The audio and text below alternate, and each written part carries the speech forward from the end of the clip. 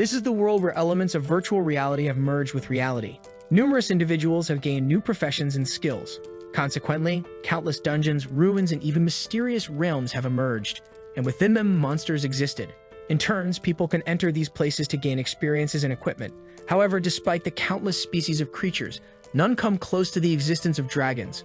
They are mysterious and rare, but primarily as powerful as deities. In the realm of dragons of the third school, someone knocks on the board, indicating that orientation for the awakening day is about to begin. The teacher warns that this will affect not only their entrance to university, but also all future success. Although the outcome of the ceremony is determined by luck, everyone there must have confidence. Basically, it's telling them to be a bunch of deluded individuals.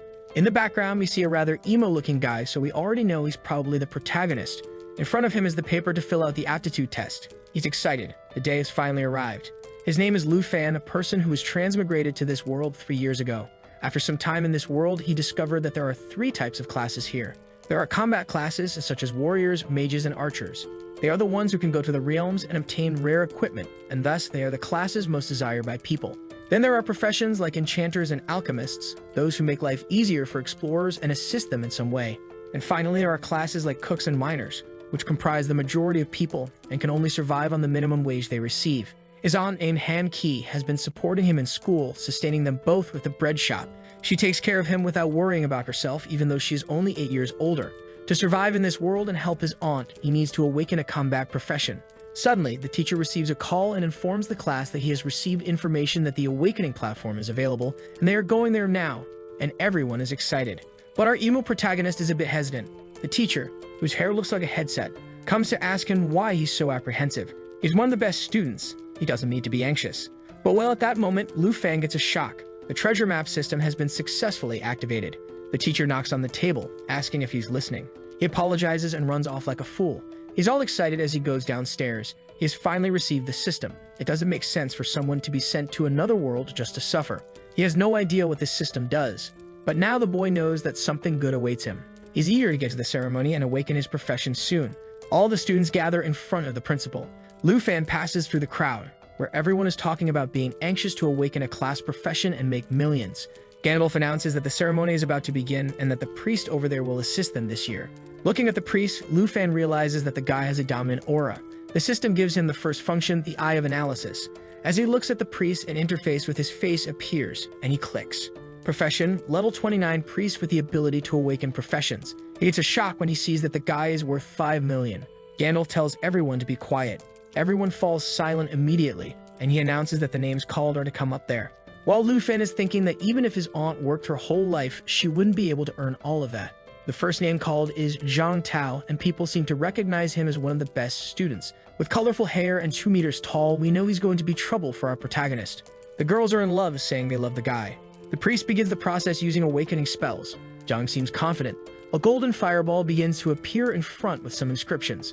People recognize this awakening as being from a pyromancer or someone who uses fire abilities. He seems comfortable with the warm ball in his hand, and people are impressed with his ability. Seeing this, Lu Fan thinks that if he can also awaken a combat class, he can say goodbye to poverty. A kid awakens as a herbalist and says he'll continue his family's steps. However, a huge buff guy awakens as a tailor and isn't happy. The skinny guy awakens as a miner. I guess fate wants him to become muscular. Seeing this, Lu Fan realizes that only a minority awakens the combat profession. After the awakening ceremony, he returns home. He checks the system and sees that he awakened as a dragon tamer. Opinions were divided on this class since it's very difficult to tame a dragon. It's a strong class, but difficult to take advantage of. It's already extremely rare to encounter a dragon, let alone tame one. Gandalf told Lu Fan that he didn't need to worry. It was a difficult class, but it had infinite potential. Maybe he could find a dragon subspecies like a lizard, but Lu Fan knew the only way for him to be strong with this profession was with a dragon. Otherwise, it made no sense. The subspecies were just ferocious lizards, nothing compared to a true dragon. In the last 800 years of Dragon Kingdom history, some tamers have appeared, but someone who truly tamed a dragon never existed. No matter how strong a human is in front of a dragon, they are nothing but ants. Lu Fan knows that dreaming of taming a true dragon is too distant a dream. The worst part is that without a tamed dragon, he can't evolve or awaken his abilities. He has been working so hard to provide a better life for his aunt, but now with this class, it won't be so easy. He realizes he's in front of his house and hadn't even noticed that the way passed because he's so worried. He hesitates a bit at the door and enters, greeting his aunt, who obviously is into light with the food she makes. She makes warm little bread rolls and throws two to our protagonist. She grabs his hand, saying she's sure today was the most fantastic day of his life. Sitting at the table, she asks what profession he awakened. Poor aunt doesn't know that, in fact, there's a failure in front of her. He didn't even get to say anything when she already says it's okay if it's not a combat profession. She was actually worried he would go out to fight every day, but he yells that's not the case. In fact, he managed to become a dragon tamer. The only problem is that he doesn't do anything without a dragon. She smiles and tells him it doesn't matter if he's a dragon tamer without a dragon. It shows how strong he is. She puts his head back on the warm and delicious bread rolls and says that if he goes to school, she'll keep supporting him. And if he doesn't want to, he can stay here in the aunt's shop taking care of her warm little bread rolls, with her. The protagonist feels a bit embarrassed and she tells him not to worry and eat quickly before it gets cold. Sometime later, he collapses on the bed. Remembering her hand full of wounds from cooking so much to support them both, he realizes he won't be able to get them out of this bad life. He hits the bed in anger. Damn it, why did it have to be such a good and bad profession at the same time? Suddenly, the system appears. Congratulations, you received the treasure of the first day. He gets scared because it shows that the treasure will be a divine level item. He remembers that the system's function was to help find treasure. So he clicks and the system shows. There will be beginner, intermediate, advanced, divine treasures, and by combining 3 maps of the same level, he can receive a map for the rarest treasure possible. Every day you will receive a treasure map corresponding to his profession. The profession he has is the worst of the rare ones, but it can be the best of all as long as he can take advantage of this system. This first map he receives, strangely, is of divine ranking. In other words, maybe this is his chance to change everything. He can't give up now and stay at the bottom of society. He has to go wherever it is.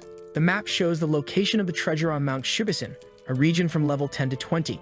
He knows it's not far from the city of Yangai. If he catches the last subway, he can get there by tomorrow. So the night passes, and the most dangerous aunt of all stories wakes up, as always very healthy. She sees there's a letter on the table and realizes Lu Fan has left. He's already on the bus, and he told her not to worry that he's headed to Mount Shibusen. This might be his only chance to change his fate as a dragon tamer. She doesn't need to worry. He'll be back soon, ensuring they have a good life. Our protagonist arrives at the mountain, and suddenly someone bumps into him. A 16-meter buff guy and a girl with pink hair say hello. Another person touches his shoulder. A not-so-suspicious old man asks if he wants to go with them. Lu Fan says no. He knows very well. These guys are dungeon bandits. And the girl with pink hair says he's cute and should go with her to do some sticky and warm things. Lu Fan knows these guys must be stealing materials from everyone who arrives in this place, so dealing with him will be too easy for them. Lu Fan prepares himself, knowing something bad is coming. Once again, the guys ask if he wants to go with them. Lu Fan turns around, saying he already said no, he's fine. The old man says he doesn't understand the rules of the wilderness, and that the dangers at night are greater than he imagines. Lu Fan knows that without any power, he can't get into any conflict. So he tells the guys he's a summoner, and if anything happens, he'll summon some creatures and be fine. The guys seem a bit impressed, and the old man says it seems they don't need to worry, so they leave. But the girl whispers in his ear that she's looking forward to meeting this handsome guy again in the dungeon, and blows him a kiss as she leaves. Lu Fan knows it's much more dangerous to be close to these guys than to be alone in the jungle. He opens the map, thinking he needs to get out of there quickly. The forest seems empty. He walks around looking from bush to bush, and he finds a creature that looks like a horse with a human face and horn. They are passive, but if they get angry, he'll be in trouble. He wanted to avoid this path, but he has no choice. So he walks calmly through everything, praying not to be attacked. He's sweating but confident he's almost there, when suddenly he steps on a toad, making a loud noise. The horned horses stare at him. He starts screaming and tries to run. Now he's screwed. He'll have to escape from this. He manages to jump to the side and the animals pass, and he sees that the toad he stepped on is finished. But this made him realize that he can't even deal with such a simple creature right now. If he misses the map's opportunity, the destiny will be the same as the toad's. He sees on the map that it's showing he's on top of the location, and he gets excited when he realizes he really made it to the place. In front of 2 stone pillars with a red light, he enters to see what it is. And obviously, it's the only thing that can change the fate of a dragon tamer. A black dragon egg. He realizes it's cracking, which means it's about to hatch, but then he hears some sounds nearby. And he prepares a blade, thinking things were too easy. A fox attacks him, but he manages to stop it with the blade, but instead of being cut, it bites him. Lu Fan struggles to hold the creature. He takes advantage of it being trapped and throws it to the ground. The fight has just begun, and he's already tired. And the system shows it's a bloodthirsty gray fox. Furthermore, it can recover life by hitting him, and it makes it an immortal creature for him, as he can't cause enough damage at once. With no abilities, he'll have difficulty dealing with this. The fox is attacking him while he's thinking the only way out is for the egg to hatch. Because of this distraction, he gets a cut on his arm. He knows the fox, now that it's stolen his blood, will use an ability. It attacks again, and and he uses the blade to defend, almost breaking it. However, now it's coming at him with the other claw, and he has nothing to do. To dodge, he throws himself backward and finds an opening. With the bent blade, he manages to stab it into the ground, receiving 120 experience for killing the fox. The boy is exhausted but has really dealt with it. Suddenly, he hears a voice saying it's impressive that he killed that. It's the group from before, and the old man says he's an amazing kid. Lu Fen asks why they're following him since he said he didn't want to join the group. The girl and the old man say they know very well he lied to them and he's not the summoner. Lu Fen hesitates and kicks the fox, saying if they want it, they can have it. The fox falls at the old man's feet, who smiles, picks it up by the tail, and says it's only worth 80 coins. What they want isn't that, they're staring at the dragon egg. Lu Fen is startled, and now he's screwed. It's his only chance to change his life. Before he can move, the giant and the girl are already face to face with him. He takes a punch and ends up dropping the blade, being dragged across the ground. Suddenly, the girl has the blade at his neck, telling him not to move. He's on the ground suffering from the 3 weapons she's pointing at him. Suddenly, the buff guy comes running and tells them to look at what he found. Lu Fen is startled, and the old man says it's perfect. Now they just have to kill him. With her tongue out, she says it's a shame, but they'll have to say goodbye. Lu Fen can't believe he's going to miss the only chance to become a dragon tamer. Suddenly, the egg starts to crack and something comes out of it. Everyone looks up, and there's a little dragon in the sky. It descends towards the guys to attack. The old man tries to stop it by throwing a green potion, but the dragon observes it and easily dodges it. The buff guy approaches to try to punch it, but the dragon opens its mouth and claws and goes through him, tearing him apart. His head falls to the ground, and the old man is shocked. The dragon faces the old man, and he's desperate. He looks back asking for help from Lu Fen and the girl. Our protagonist is impressed. He never imagined that a newly born dragon would be so powerful. She's startled and asks him what he's talking about. Is it really a dragon? Suddenly, blood spurts near them, and the old man who was there disappeared. In the dragon's mouth, you can only see the remains. The protagonist says she's an idiot and throws her to the ground, calling her feminism. He runs towards the dragon and activates the dragon taming technique. The dragon, confused also. A red aura appears in front of Lu Fen as he tells her he's not a summoner. In fact, he's a dragon tamer. In the system, it appears that the contract with the black dragon has been established. Desperate, the girl begs, saying she didn't know it was a dragon egg. But Lu Fen doesn't forgive her, not even the hottie. So he commands the dragon to attack since she's a bandit. Blood spurts, and a while later, he's resting with his little dragon. While he's applying some bandages, the dragon is looking into his backpack. He grabs him by his little arms and lifts him, saying he's a very lively dragon. Now confident that he has finally reduced the distance from weakest to strongest. The dragon has just hatched and is already so strong. He can't imagine how powerful it will be when it has more levels. And touching his face to the dragons, he says finally dragon tamers won't be considered a useless class. He starts wondering about the most important thing. What will be the name of this dragon? Will it be Little Charcoal Ball? Black Diamond? He decides to give it a name when suddenly the dragon starts shaking in his arms. A red aura starts to come out and he flies. From the flames, a face appears. Red hair, a little tail, a little wing, and it turned into a girl. Thank God she's not the waifu of this story. Otherwise, the police will knock on everyone's door in this video. Lu Fen is impressed that she has a human form. She shakes her head there, saying obviously yes. In his system, it appears that the dragon has a foreign contract. While he observes the information, she's eating dirt, clearly not right in the head. He receives some skills like, for example, a buff for the dragon and a claw strike. Her attributes at level 1 are much higher than some humans at level 20. Not to mention that the power of the bloodline doubles his stats just for making the contract. This is proof of the strength of dragons, truly one of the strongest classes. Observing her, he realizes that even though she now has a human form, she still acts like a complete dragon, and he's wondering what name to give. He says since she was born just before dawn, her name will be Xioi. Petting her, he thinks that this was dangerous but well worth it. Now it's time to hunt to fill her belly. Now that he's received this opportunity, he has to strengthen himself to the maximum until university starts. With her by his side, the dream of entering the best educational institution became possible. They were walking when they noticed something. Upon looking, they noticed a herd coming. It was a group of hyenas without level, and Lu Fen knew it was much more dangerous than that gray fox. Suddenly, smoke rises and Xiaowei goes to the skies. He realizes she wants to take the lead, and if that's the case, this mountain is no longer a danger to him. She jumps, filling her belly with air, and throws a barrage of fire, and experience reigns for the two. With one of her abilities, he gained a level and she gained 2. The boy is impressed with the sweep he made. He then tells her it's not even worth wasting time with these little things. While he keeps gaining experience, he's looking at a cave, saying there's something waiting for them. A paw hits the ground and 3 lion heads appear. With the most original name of all, this is a 3-headed lion, a level 25 boss. Lu Fen knows that normally a giant group would be needed to hunt this, but now that he's with Xiaowei, there's no need to fear. The lion suddenly roars, increasing his power. It starts to cast a fireball spell that takes some time to activate. Lufin warns Shoei they need to interrupt this skill. She activates a power of flames around her while Lufin is advancing. Seeing all this madness coming, the lion is even afraid. Lufin is already on top of Shoei, who is turned back into a dragon form, and uses a jaw attack to bite his head. With this, they interrupt the skill and Lufin takes advantage to attack, giving a precise blow right on top of the head. With that, the lion falls to the ground. He realizes the beast died way too easily. Not to mention he's already up to level 14 and she's up to level 9. Also, the system's cooldown just reset, so he's going to receive another treasure map.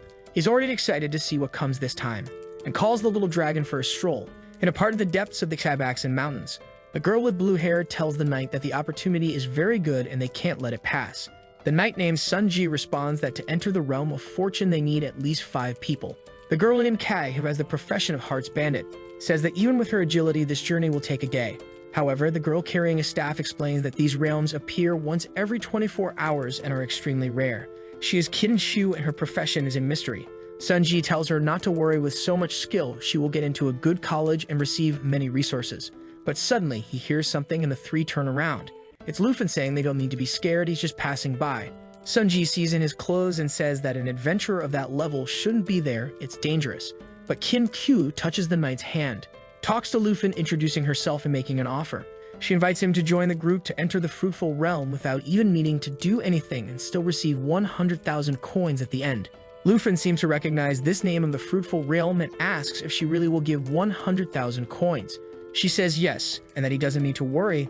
The only thing they want is a few more people to close the group. They are already 4 people, meaning that Knight, who wasn't introduced, is garbage and will die, and Sunji tells him to come quickly. But Lufin says he's not interested in money, but in participating as a member. The 3 turn somewhat startled. The Heart's Bandit asks if he really wants to compete based on performance, meaning whoever does more gets more items, and Lufin agrees.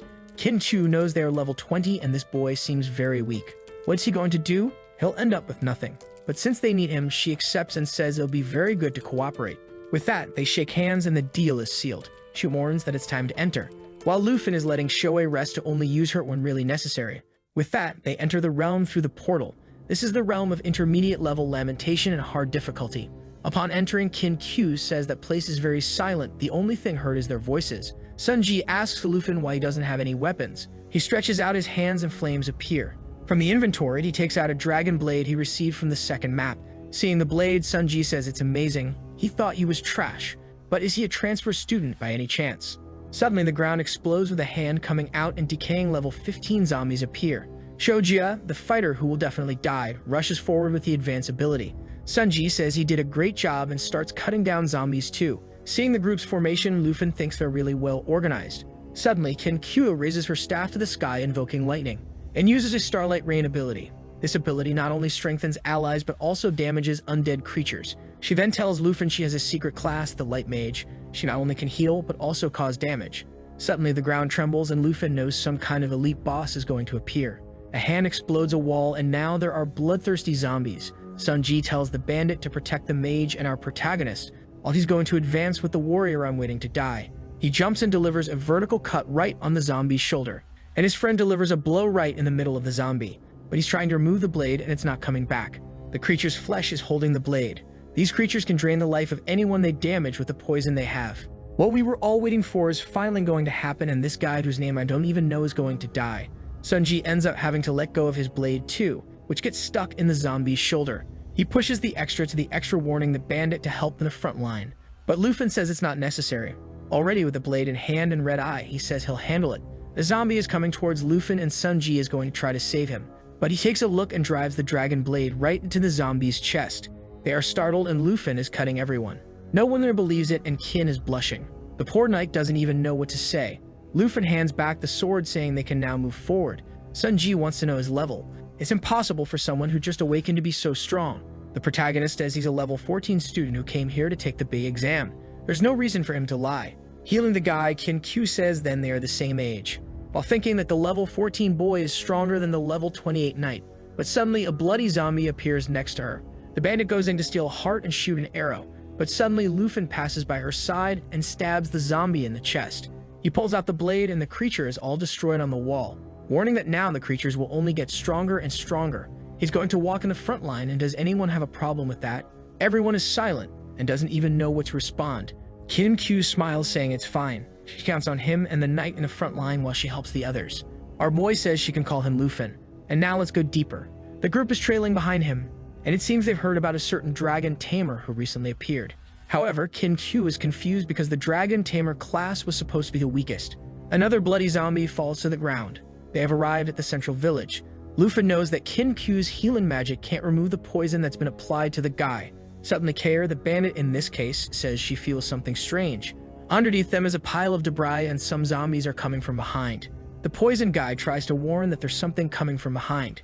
He falls to the ground and Kim Q rushes to help, but there's a red light on his back. They hear a sound and turn to see a zombie with steel skin. Kair recognizes that as the mystical guardian. Seeing that there are some bodies stuck to the creature, Lufin warns that they need to kill it quickly before it absorbs their friend. Samye advances with a moonlight cut. However, his blade can't even scratch it. Lufin is worried since the poison on the guy is attracting a bunch of creatures. He goes up and tries to stab the monster in the face. It seems to have affected it a bit, but he'll still need a few more attacks, as the creature has 40% more defense. One of the abilities he received with the dragon blade is dragon armorization.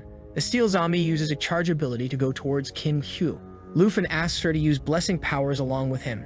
Activating the dragonization ability, his hand starts to transform, and Kim Q raises the staff using the light ability. The strength of this hand depends on the strength of the dragon he has a bond with. With this, he strikes right in the middle of the zombie, while Kim Q provides support. Half of the creature explodes and the people realize it's starting to disintegrate.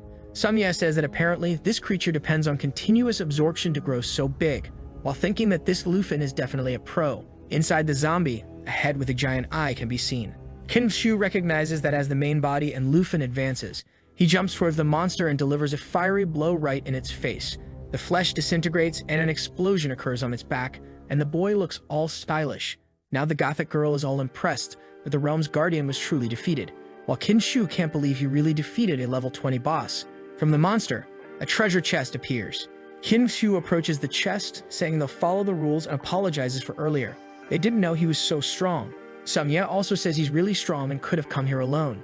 He then opens the chest. Lufin is curious about what's inside.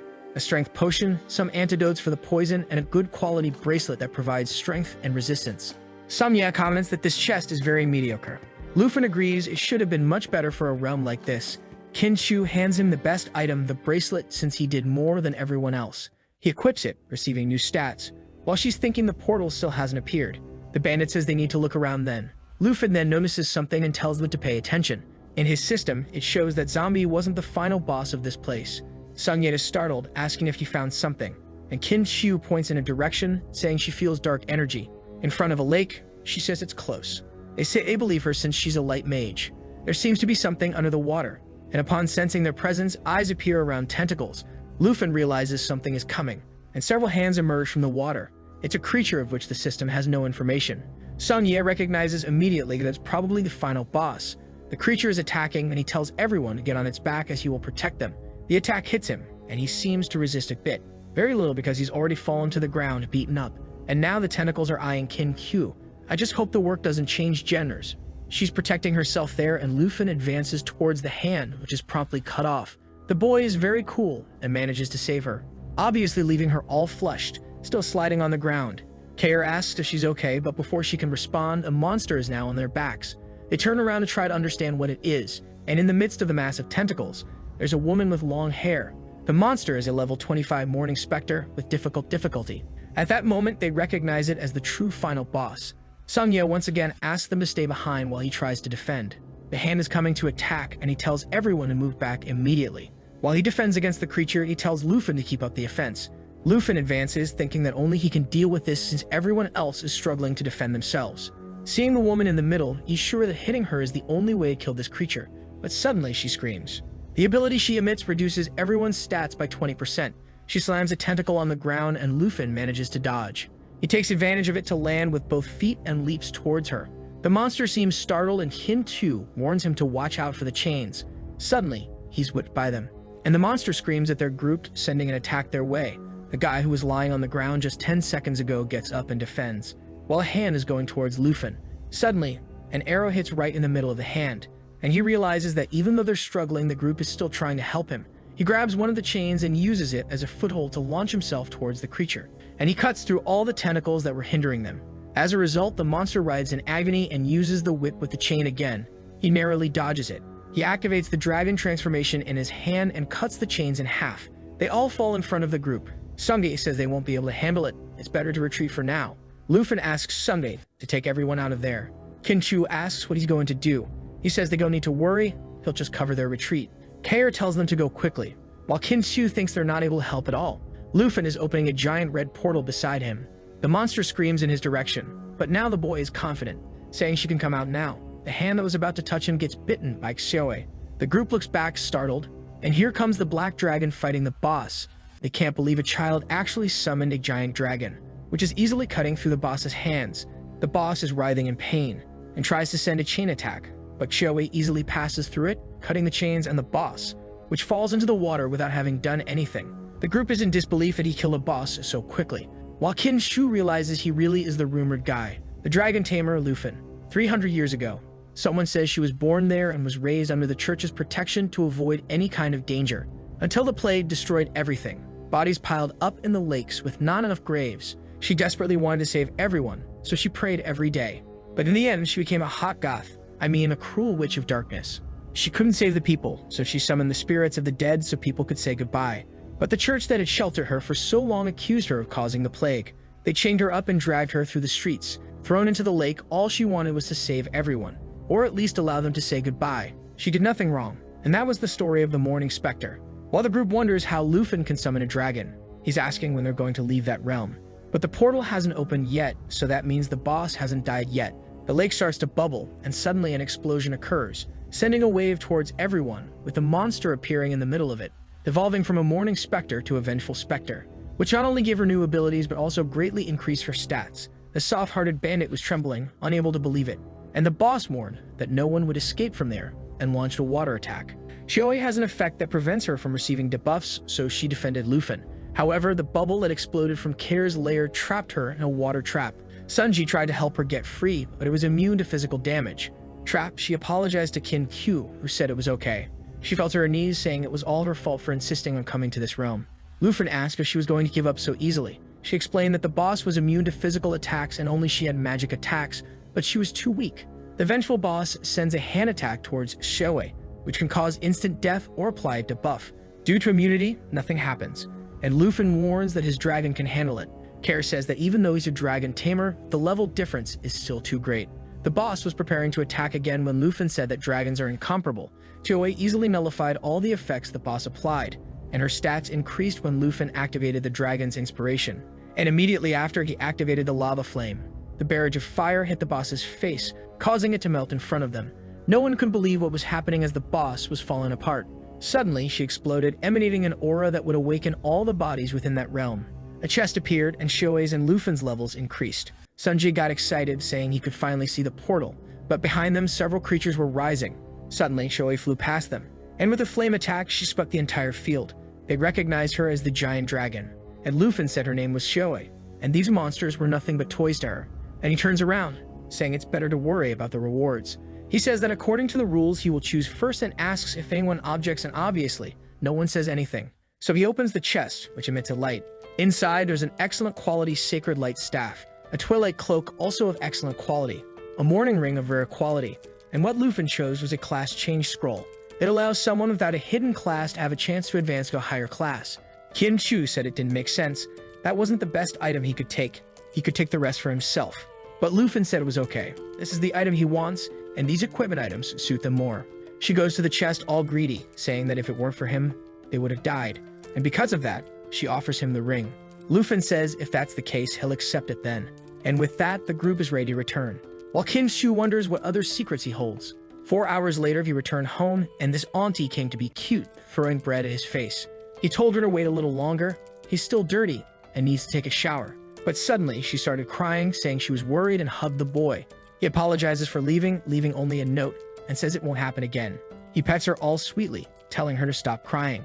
This aunt is a dangerous national wish that. I've seen less passionate couples than those two. She pets Xiaoe, saying she's impressed that this cute girl really is a dragon. Luffy wants to give the scroll to his aunt while she's petting Xiaoe. He says that if she gets a better profession, she won't need to keep the store anymore. But she says it's too valuable and doesn't want to accept it. Why doesn't he sell it for money? But he shows the boy's bank account. which is already becoming a millionaire, saying he doesn't need that. She asks him to explain where he got it, and he says it was all a reward from the dungeon he participated in. He hands the scroll to her and tells her to make good use of it. When she opens it, it starts to emit a blue aura and her hair starts to float. Guys, this scroll activates a lot of nice things. He asks if she felt anything. She says it worked and her class has advanced to chef with enchantments. Sometime later, Ixioe gorged herself on all the little bread rolls. That night, Ken-Q was questioned by someone about the boy who was the dragon tamer. She explained that due to her recklessness, almost everyone died. It was lucky he was there and saved them. The blonde guy asked if she didn't tell anyone about the dragon. She said she didn't tell anyone because she promised him she wouldn't tell anyone except the Kim family. The guy's name was Kim Shanghai, and he said she did a good job. Since it's dangerous for people to know that information, she calls him dad and says he saved everyone. What is he thinking of doing? Is he not thinking of getting that dragon? Dad laughs, saying he's not that kind of person and she should worry about how she's going to thank him. She says she gave him 100,000, but she doesn't think it was enough, and her dad tells her to give him a purple card. Kin-Chu asks if her dad doesn't want to go since he's so curious about him. Dad says it would really be good to meet the dragon tamer, but he has something to do tomorrow morning. The princess of the Taiji kingdom is going to study in the city of Zhengai. Of course, there had to be a princess and a Chinese work. They just arrived in the city and were hungry. So they went to the aunt who has the biggest bread rolls in town. The aunt came to greet them and said they were closed today. The princess said it was strange. She thought it was around here. When the aunt asked who they were, she was thrown to the ground. Let's join forces and kill this guy who hit the aunt. The princess asked her if she knew someone named Lufin. The protagonist came down the stairs asking if they were looking for him, but he was shocked when he saw that scene. His aunt had been beaten, and the princess was saying it stank there. Lufin went to talk to his aunt asking if she was okay, and the princess said she came to see him. Lufin turned around and asked who they were. The guys introduced themselves as Princess Jinzu and the guy is Kwai Hante. She said she had an incredible opportunity for him. Lufin was curious about this opportunity. She said that being a dragon tamer must be difficult. He was shocked when they opened the briefcase with a dragon egg, and she said that if he accepted the terms, it would be his. She asked what he thought and said the conditions were simple. He would only have to be her absolute slave and never disobey any order. Thank God we don't have to worry about the FBI because he'll probably beat her. Confidently, she says that this is the reward she received and it's the only dragon egg in the world. She asks why he isn't responding. He must be impressed with this incredible dragon egg. However, our protagonist is a bit disappointed. Compared to Xiue's egg, this one is very weak. With a look of dissatisfaction, he says that indeed the attributes seem interesting. The princess thinks he's an idiot who doesn't know how important a dragon egg is to a dragon tamer, while Lufin tells his aunt not to worry as he'll handle them. Jinzu says that without the dragon egg, he'll be useless. He should be excited about this news. Lufin says it's really amazing, but he refuses, disappointing the girl. Jinzu says he's refusing the chance to become her slave and still make history as a dragon tamer. Funny that she spoke as if the first part were a great opportunity. Lufin says that if that's all she's there for, she can leave because he's not interested in being anyone's servant. Kwai Hante gets angry, saying he's being disrespectful to the princess, who came there. Lufin laughs, saying that being someone's slave is ridiculous. Suddenly, Jinzu points and says it's up to her knight to teach the kid a lesson. The aunt steps in front, telling them not to get angry and stop it. But the knight slaps her on the cheek. Good heavens, we're going to kill this guy. She falls to the ground with flushed cheeks, and Lufin goes to help her. Queen Hante says he deserves it for offending the princess and moves to punch the protagonist in the back of the neck. However, he suddenly summons the dragon blade and warns that if he hurts his family, he'll die there. The aunt tells Lufin to stop being reckless, and Jinzu tells the guy to attack him again and stop hesitating. Lufin calls for the princess and slaps her back. Man, equal rights now. Let's spread them around. Queen Hante tries to attack him from behind at this moment, but Lufin manages to defend and throws his blade on the ground. Suddenly, the guy gave up the fight and went to help the princess, who's lying there. And he took another slap. The only one who hasn't been beaten up so far is the protagonist. Jinzu yells at him, saying he's trash. Does she seem fine? He should kill the dragon tamer now. Xiue is sleeping peacefully in bed while his phone is ringing. Kin-Chu is calling, walking through the city, and guys, I didn't know she was so strong. A really promising mage. Suddenly, an explosion happens beside her. It's Hante being thrown and bleeding. Jinzu told everyone to get out of the way and stop staring. Hante apologized, saying the kid had too many attributes and he won't be able to handle it. She says it's okay then, this princess will help him. And she begins to cast a black magic spell. Lufin recognizes that magic as the opposite of Kin-Q's. All beautiful and curvy, she's approaching. The dark power surrounds Hante's body. Both of them are surprised and he turns into a level 30 horseman. Jinzu has the power of a spirit witch. Lufin realizes the guy has become a monster. Kin-Q steps in front of him saying she'll help. Hante jumps to crush them both, and the protagonist asks Qin Shu to take care of his aunt. He narrowly avoids the attack. Luffy knows he'll have to use his dragon abilities to deal with this now. Jinsu tells the knight to kill the kid, and that'll ease her anger. Hante is confident, but Shioe is coming to help, already beginning a dragon transformation, startling Jinsu. And in the middle of the city, she turns into a black dragon. Luffy warns it's his turn now. Jinsu starts casting a spell to stop the dragon. However, Shioe roars and her ability is interrupted. Under her paw, Hante is already crushed. She tosses him aside, and Jinsu can't believe it. On the ground, he apologizes, saying it's impossible to win this. Luffy approaches and asks her if she was the one going to kill him. Desperate, she says he did something very wrong. She killed his knight, and he has no idea what will happen.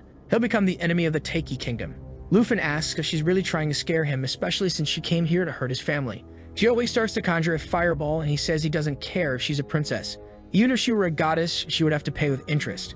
That's what happens to those who hit the aunt of the warm bread. However, from the sky, someone on a griffin shouts for him to stop. It's Kinku's father, and she tells him to be careful. Shioe looks in his direction with the fireball. Luffy tells her to stop and cuts Jinzu's staff, while the griffin is passing by Shioe, who's just giving a glance. The guy descends from the griffin and tells Luffy to hide the dragon since many people are watching. From the back, Kinku tells him to obey her father already. So Luffy orders Shioe to untransform, turning back into a little dragon. While Kinshu is calling the protagonist, her father goes to talk to the princess. Talking to his aunt, they hope her father can handle the situation.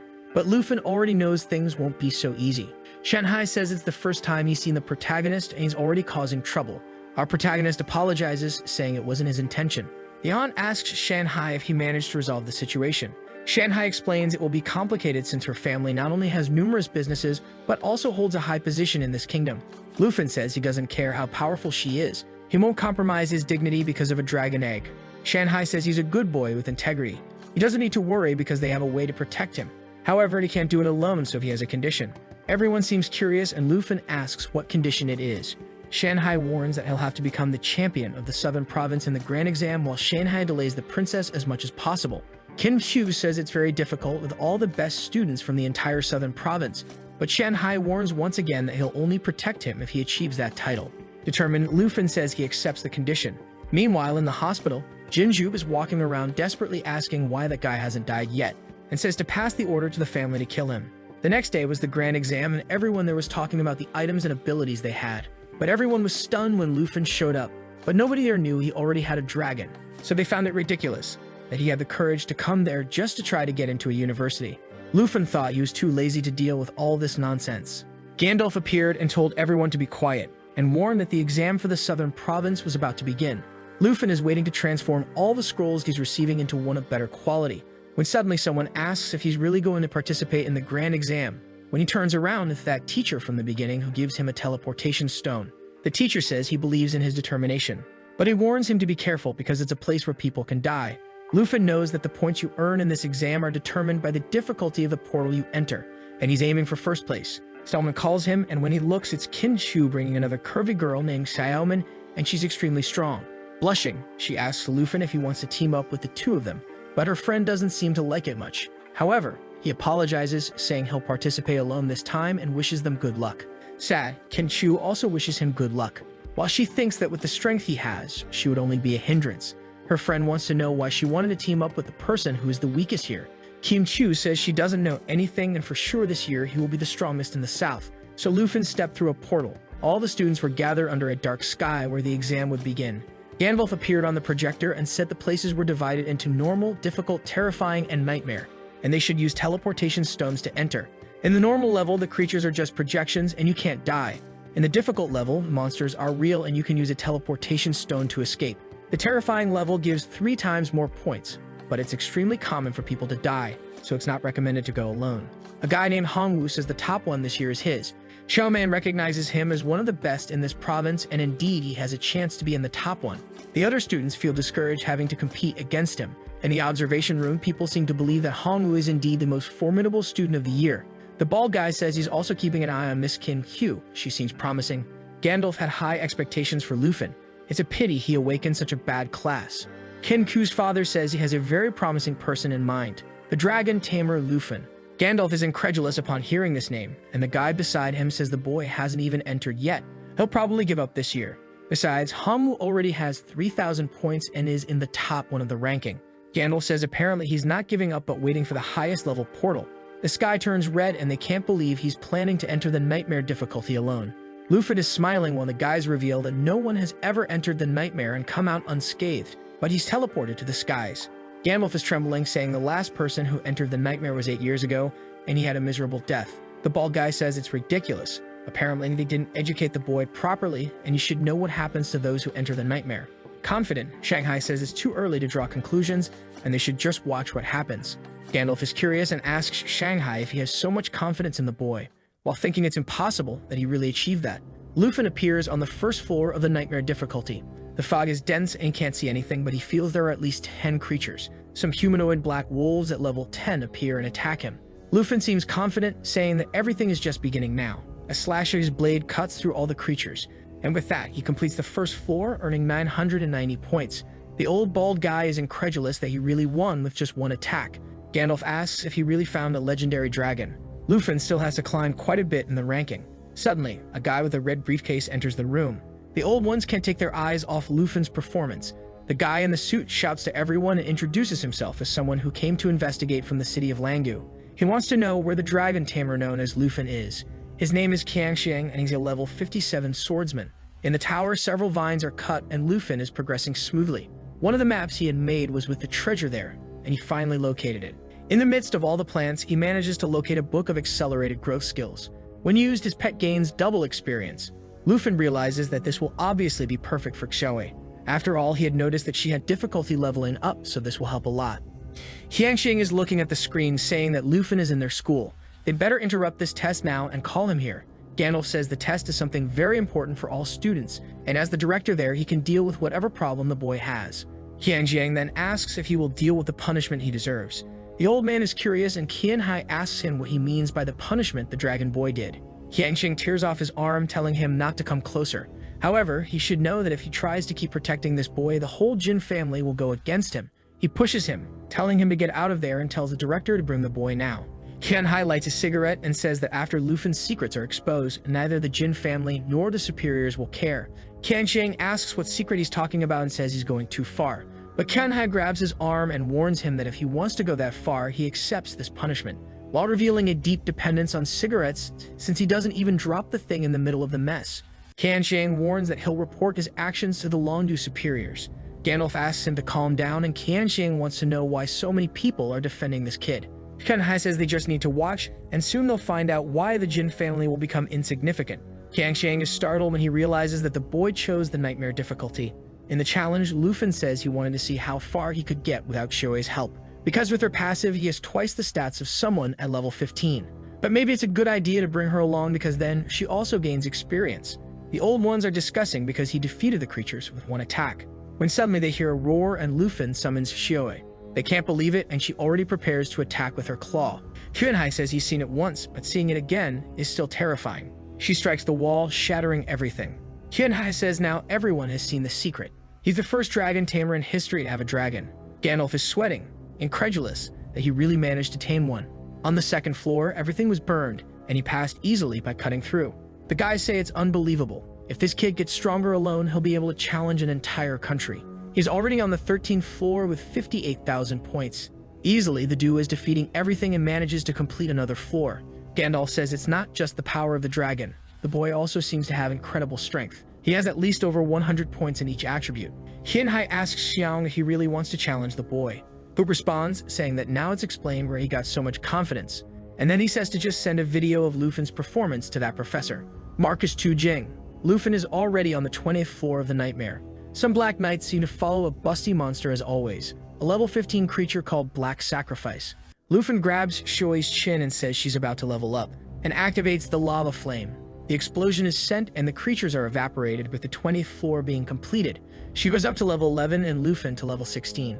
With that, he already has 98,000 points. 1 hour later, during the fear challenge on the 50th floor, a muscular guy was exhausted, thinking that this year's challenge was really perverse. However, he was sure that the only person who had a chance to beat him was that girl, Kinkyu. Since she was in a team and would earn only half the points, he was confident that this year he would be the top one. He was already shouting to the heavens, asking if everyone outside was watching his incredible performance. Obviously, they weren't, my friend. They were watching our protagonist. They commented that he was also reaching level 50, and there they believed he wouldn't be able to go much faster. However, our boy was confident because Xiao Yi had received a shape-shifting ability. She got a baby dragon form, a girl form, a giant flaming dragon form, and an end-of-the-world form. Suddenly, they both felt the ground tremble as stone ogres emerged from it. They were 3 giant level 20 amethysts, and the elders were sure he wouldn't get past them. While the other elders wondered why they didn't have a guy as good as Lu Fan in their school, the golem roared and went to punch Lu Fan. However, he was smiling, thinking that things had gotten a bit tougher in the middle of the tower.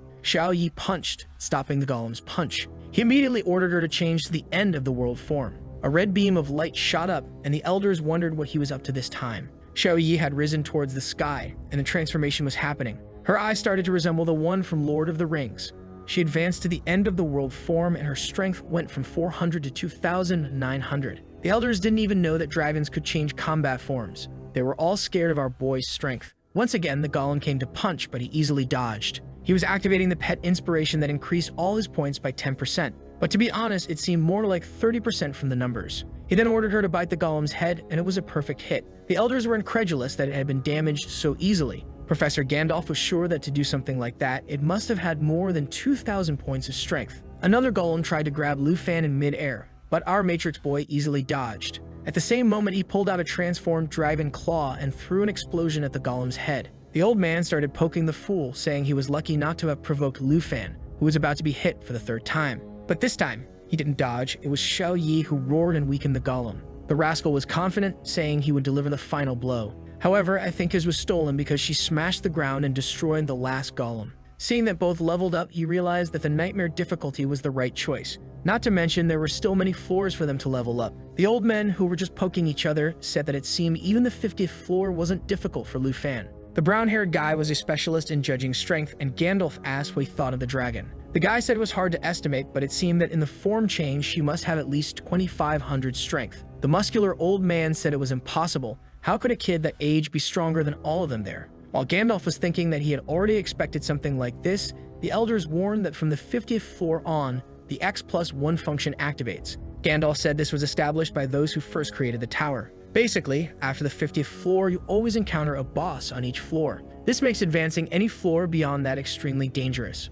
And obviously for Lu Fan, who will only face bosses on nightmare level, is even more difficult. The guy smoking a cigarette said to stop talking and better watch Lu Fan, who at that moment was finishing off another boss. With that, he and Xiao Yi leveled up again. However, he was starting to realize that each floor was getting much more difficult. But with Xiao Yi in the World Destroyer mode, he didn't need any strategy. The elders were commenting that it was unbelievable that he was already on the 70th floor, while another one imagined it was possible to pass the 80th. But now seeing how he was doing it, the truth was that it was quite simple. He set fire to the fleeing creatures. A big-mouthed worm came, and he used the blood transformation. Xiao Yi grabbed it, and it was over. He leveled up to 19, and the 83rd floor was completed. In the room, they were discussing if he could overcome the great final challenge. The great geniuses of generations always managed to get there, but all lost in this last challenge. However, Gandalf was confident, saying that Lu Fan was different. He would be the first in the last decade to conquer all 100 floors. Some still doubted until one of them announced that he had reached the 99th. Walking through the dungeon, he found himself in front of a throne.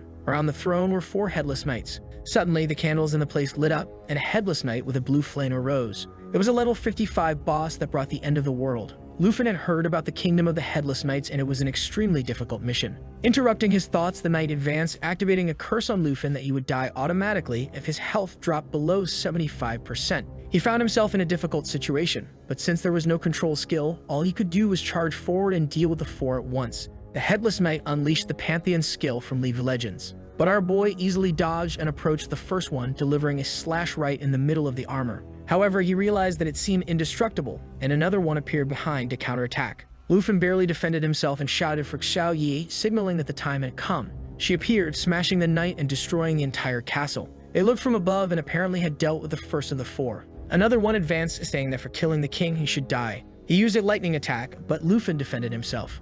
However, there was one coming from the front and another from behind. He managed to escape the 3 attacks by jumping up while thinking that he needed to reach the 100th floor quickly. In front of the fireball, he told Xiao Yi to finish it, a ridiculously overpowered attack because it caused damage and also restored her health. The poor knights tried to resist but soon began to be vaporized, and the 99th level was cleared. Once again, they leveled up, and now the elder was eager to see what would happen on the last floor. The smoker said that today would go down in history. Gandalf, on the other hand, was beginning to get apprehensive. The 100th level on Nightmare difficulty was theoretically impossible. He approached the throne and raised the sword when suddenly a strange red aura began to envelop the place. His weapon disintegrated, and he quickly realized that it was the last floor. In a split second, he found himself once again in front of the throne, now surrounded by the undead and with the king sitting on it. The monster was the level 60 Emperor and World Annihilator. Seeing that they would have to face multiple creatures, Lufin decided to test the destruction mode. And the rascal was still smiling confidently. He pointed to the king and told her to switch to the destruction form.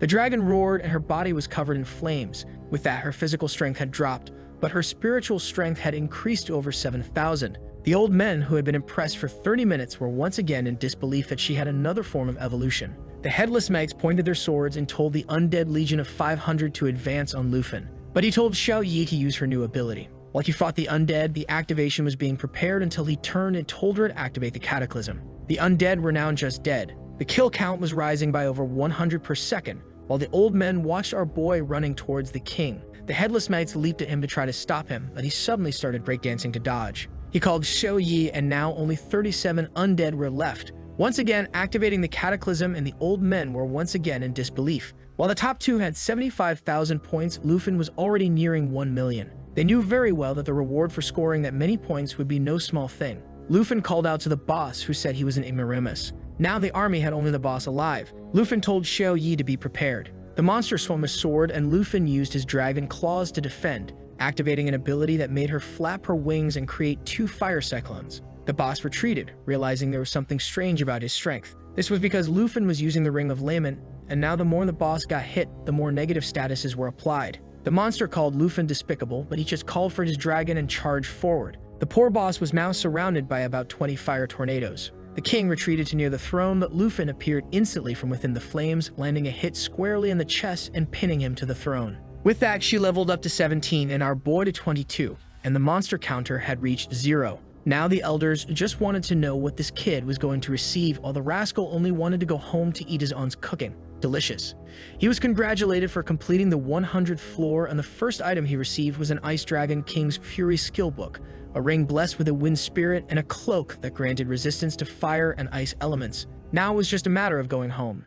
Exiting through the portal, he was eager to see what the results would be, until the elders came up to him, saying he was the pride of the school. While the elders scolded each other for doubting him, our boy was confused. Kin's father came immediately, saying that even knowing how strong he was still surprised. Lufin only mentioned that he had met the conditions he had asked for, meaning he shouldn't have any more problems with the princess of the Taiki kingdom. Shanhai replied that he could rest assured that it was resolved, and the man in the white hat overheard the conversation and left immediately. There, they were talking about how no one had broken the record for over 30 years. Meanwhile, in the Dragon Kingdom on the northern border in the level 60 region, a man was watching our boy's performance while drinking a bottle of wine. He looked like Reinhardt from Overwatch, but he was actually Marquis Tu Jing. Someone knocked on the door and brought some books, saying his deduction was correct. An official from Dragon City named Huan Shanfeng was negotiating with that Princess Jinsu. The old man was angry, and the white-haired boy said it seemed they had been receiving various privileges from the Jin family. Reinhardt said that now it was clear why they wanted to imprison Lufin.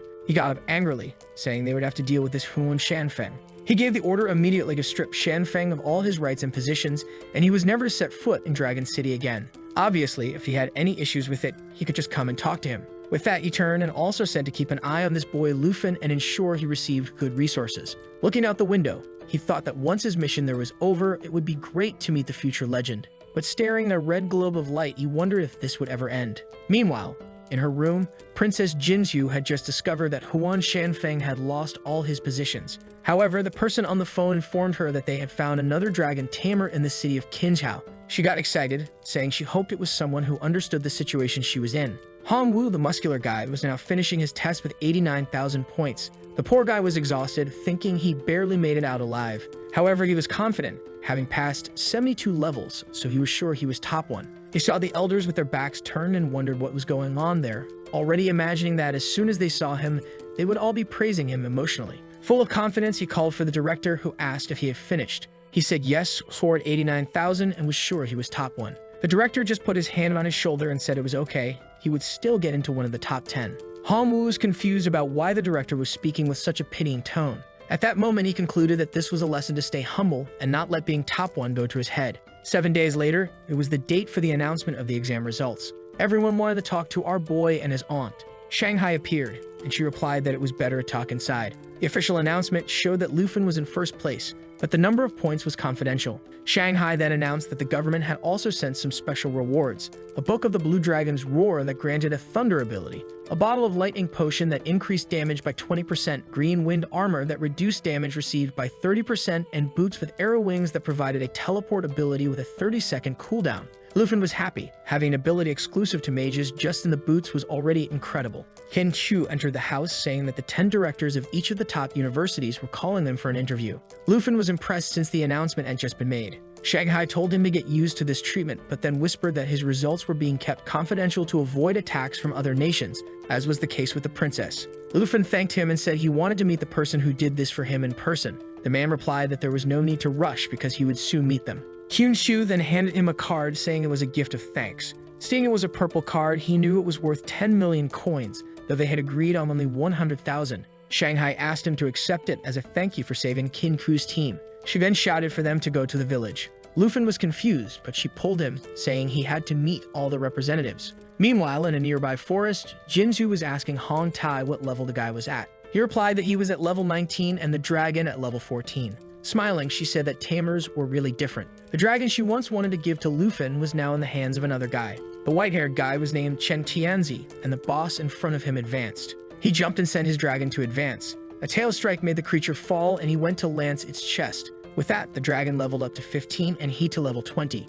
The princess praised his talent, and he responded, saying he hoped not to disappoint her. She informed Hong Tai that the dragon's lance would be given to the guide, who said it was fine. Chanzi thanked the princess, saying that with the dragon, the lance, and her buffs, he would defeat the guy who ranked top one. Chanzing had scored 210,000 points, and she estimated that Lufin had around 300,000. So with all these new items, he would surely win. Remembering the humiliation she endured, she ordered Chanzi to kill the protagonist and steal a black dragon. She pointed at him, saying he would become the strongest tamer in history. Chanzi replied for her not to worry, it would be an honor to serve as her knight forever. Our boy was now arriving at Kin Ku's house to be welcomed by the people. She asked which academy he would attend, explaining awkwardly that she didn't want to be too far away. Her father had told her to go to the same one he did. Lufin said he trusted in teamwork, so it would be good if they stayed together, and whenever he went hunting, she would be a priority. However, he mentioned he hadn't chosen an academy yet, but would let her know as soon as he decided. Embarrassed, she shouted that she would try to enter the same one as him, and he smiled back, saying that was a good plan. As he entered the room, he was stared at by a priest and 3 healthy-looking girls. He introduced himself, greeting everyone, and the priest came over, saying he had watched the video and was impressed. Facing the people, the priest said he would receive 10 million dragon coins and access to any kingdom. The gray-haired girl said it was shameful for him to come all the way there with such a horrible offer, saying that with her, he would receive 20 million and access to a secret kingdom that the public couldn't enter called the Snow Kingdom. Everyone started arguing, each one touting their offer. Then an alternative-looking girl told our boy that if he entered her academy, he would have the right to compete in the national exam. The other said it made no sense, as he was just entering college, so how could he compete at the national level? But that piqued his curiosity. She explained that the national exam involved 23 countries worldwide, each allowed to send 1 representative under the age of 25 to compete. Of course, the rewards were extremely rare treasures. The priest and the gray-haired girl kept saying it was too much for someone just entering college, but our friend with the piercing insisted that from what she saw in the exam, he had the potential for it. Lufin knew that this wasn't just a competition with great prizes, but also a chance to elevate himself to the rank of the strongest. At that moment, the system updated, indicating that he had received a treasure map. He was thoughtful because the first one had led him to the Black Dragon Egg. The map showed it was at the Dragon Capital Academy in a safe region. Goham was about to increase her offer, but Lufin immediately said he had decided. He would go to the Dragon Capital Academy. 4 days later, he was closing his aunt's shop. She said she never imagined she would leave there and was a bit reluctant about not having to work anymore. But our boy told her he would take care of her. He was assembling the perfect team, and 2 girls in the car were already calling him Two. Of course, all of them applied to the same academy as him. Kin Chu said she hadn't applied there, but her friend revealed the secret. Lufin cared so much for his aunt that he even contacted Gohan to get her into the academy. It's the first time I've seen someone bring their aunt to the academy, considering how delicious her food is. I'd say he's smart. He'll always have good things to eat. Look how she thanks him, clinging to the boy and crying with joy. Everyone gets in the car, and before getting on the plane, our boy thinks about how he promised to give his aunt a better life, and he will. This is just the beginning. Sometime later, they are impressed by the dragon capital city until someone calls for the princess and Lufin turns to see who it is, coming face to face with Jinju and her two lackeys. Hong Tai looks confused and Lufin wants to know what they are doing there. Qianzi immediately wants to charge at our boy. Even the princess tells him to calm down because it's not time yet. The girls are all worried, wondering what the princess is doing there.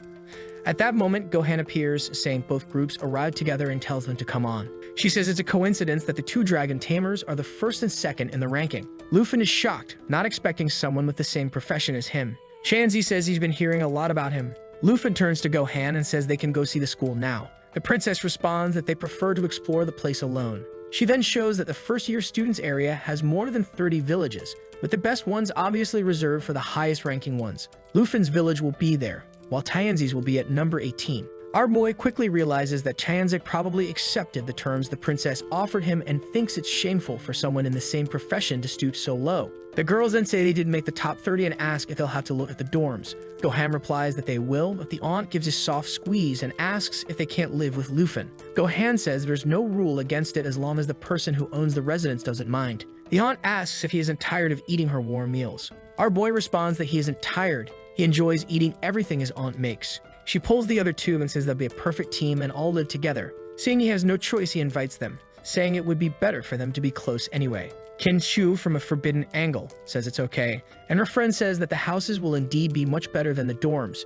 While the aunt talks to Qin Q, her friend comes up to our boy and says they'll only be living together. But don't get any ideas, she said as they stood in front of house number 2. The sister notified him that the treasure map was nearby. He turned to Gohan and asked who lived there. She says she only handled people from the southern region, so she didn't know very well. The only information was that it was a very dangerous goth girl. Man, Lufin is unstoppable. He immediately sent his aunt and friends to his house because he wanted to meet the neighbor. His aunt smiled and told him to take a gift to the new neighbor, but he replied that he was just going to meet her. His aunt thought Lufin had changed a lot. As soon as he heard it was a girl, he ran to meet her.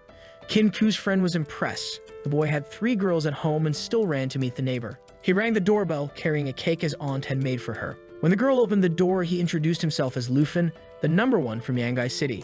It was obvious she was extremely dangerous and carried high-density weapons. My warrior was ready for extracurricular activities. She said nothing, and he said he brought a gift because they were neighbors and he wanted them to get to know each other better. Silent as she was, she just took the box without saying anything and then just mentioned the province and that her name was Jiangying. The woman said 2 words and he was already thinking her voice was very cute. I didn't know our boy was so bold. He already asked to come in and asked if she could offer him a glass of water. She said nothing and just nodded. As soon as she moved to the side, he rushed in. He knew he couldn't stay long, so he had to find the treasure as quickly as possible. He checked the bedroom, the bathroom, until he opened a door and found the treasure map with the jade dragon egg.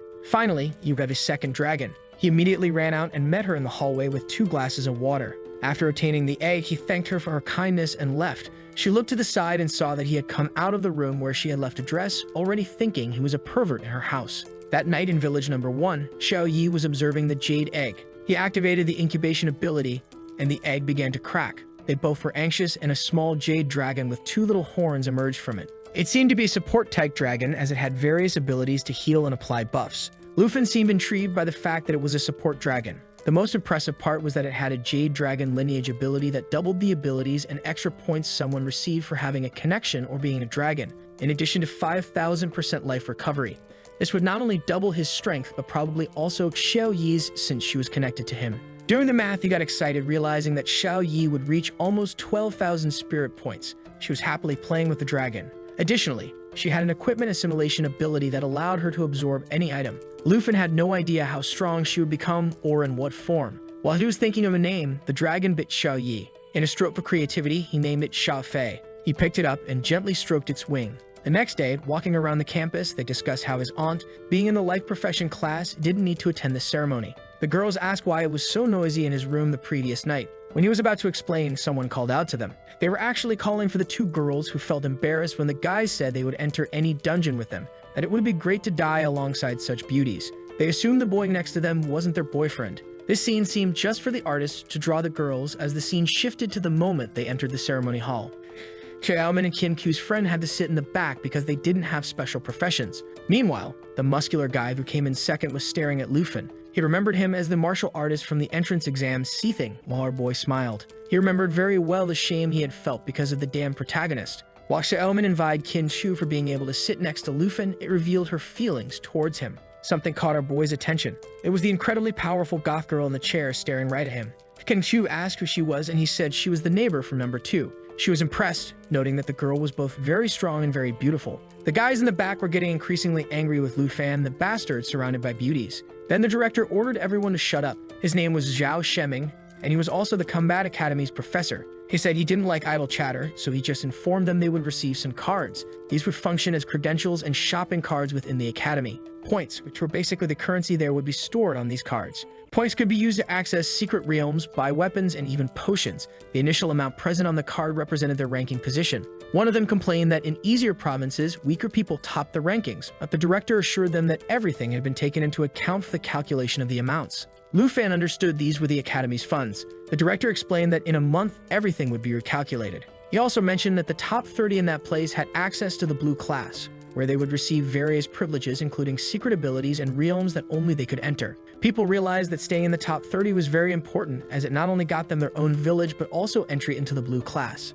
The director then warned that being in the blue class also had its disadvantages. Any student could challenge someone from the blue class to steal their place in that position. If the blue class person lost, they were obliged to give up everything they had. Additionally, no blue class member could refuse challenges. He announced that for this first month, the top 30 from the exam would be the blue class, and the first and most important place belonged to the dragon Tamer from the southern province, Lufan. People were commenting again about that bastard surrounded by women and still being top 1. Others noted that his test videos were completely private. At that moment, Tianzi said that if the princess asked, he would finish off Lufan. She replied that it was fine, there was no need to rush. Meanwhile, Qin Chu expressed her insecurity, noting that what the director did would make everyone hunt him down. After the ceremony ended, they were leaving the auditorium and our boy was eager to activate his new dragon. He mentioned that they should enter a secret realm when someone called out to him. It was Hongwu who obviously wanted a challenge. Everyone was apprehensive since the announcement had just been made. Lufan asked if he was sure, and Hongwu told him to stop stalling, noting that the director had said those in the top 30 couldn't refuse any challenges.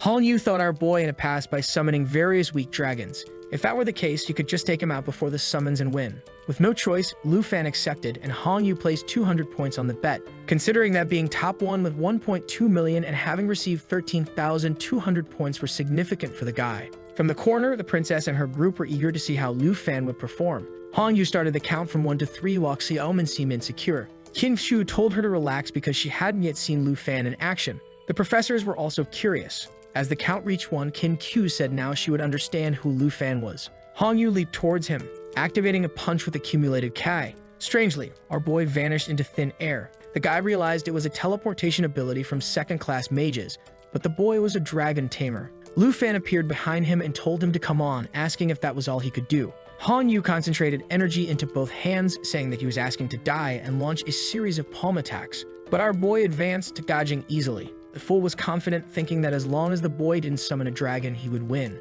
Suddenly, Lufan was about to kick him in the chest. He activated his shield, sure that someone with less than 280 points of strength couldn't break it. Of course, the shield was broken in the middle. The poor guy spat tomato sauce as he was thrown to the ground. Even Lufan was disappointed, wondering how someone could lose so easily. The crowd was asking where the dragon tamer's dragon was. Our boy approached, saying he didn't even try hard and that losing like that was ridiculous. The princess asked Tianzi what he thought his chances of winning were. He said that from what he saw, he had a 30% chance. But with the princess's buffs, he had 70%. She seemed excited, saying that was a good probability.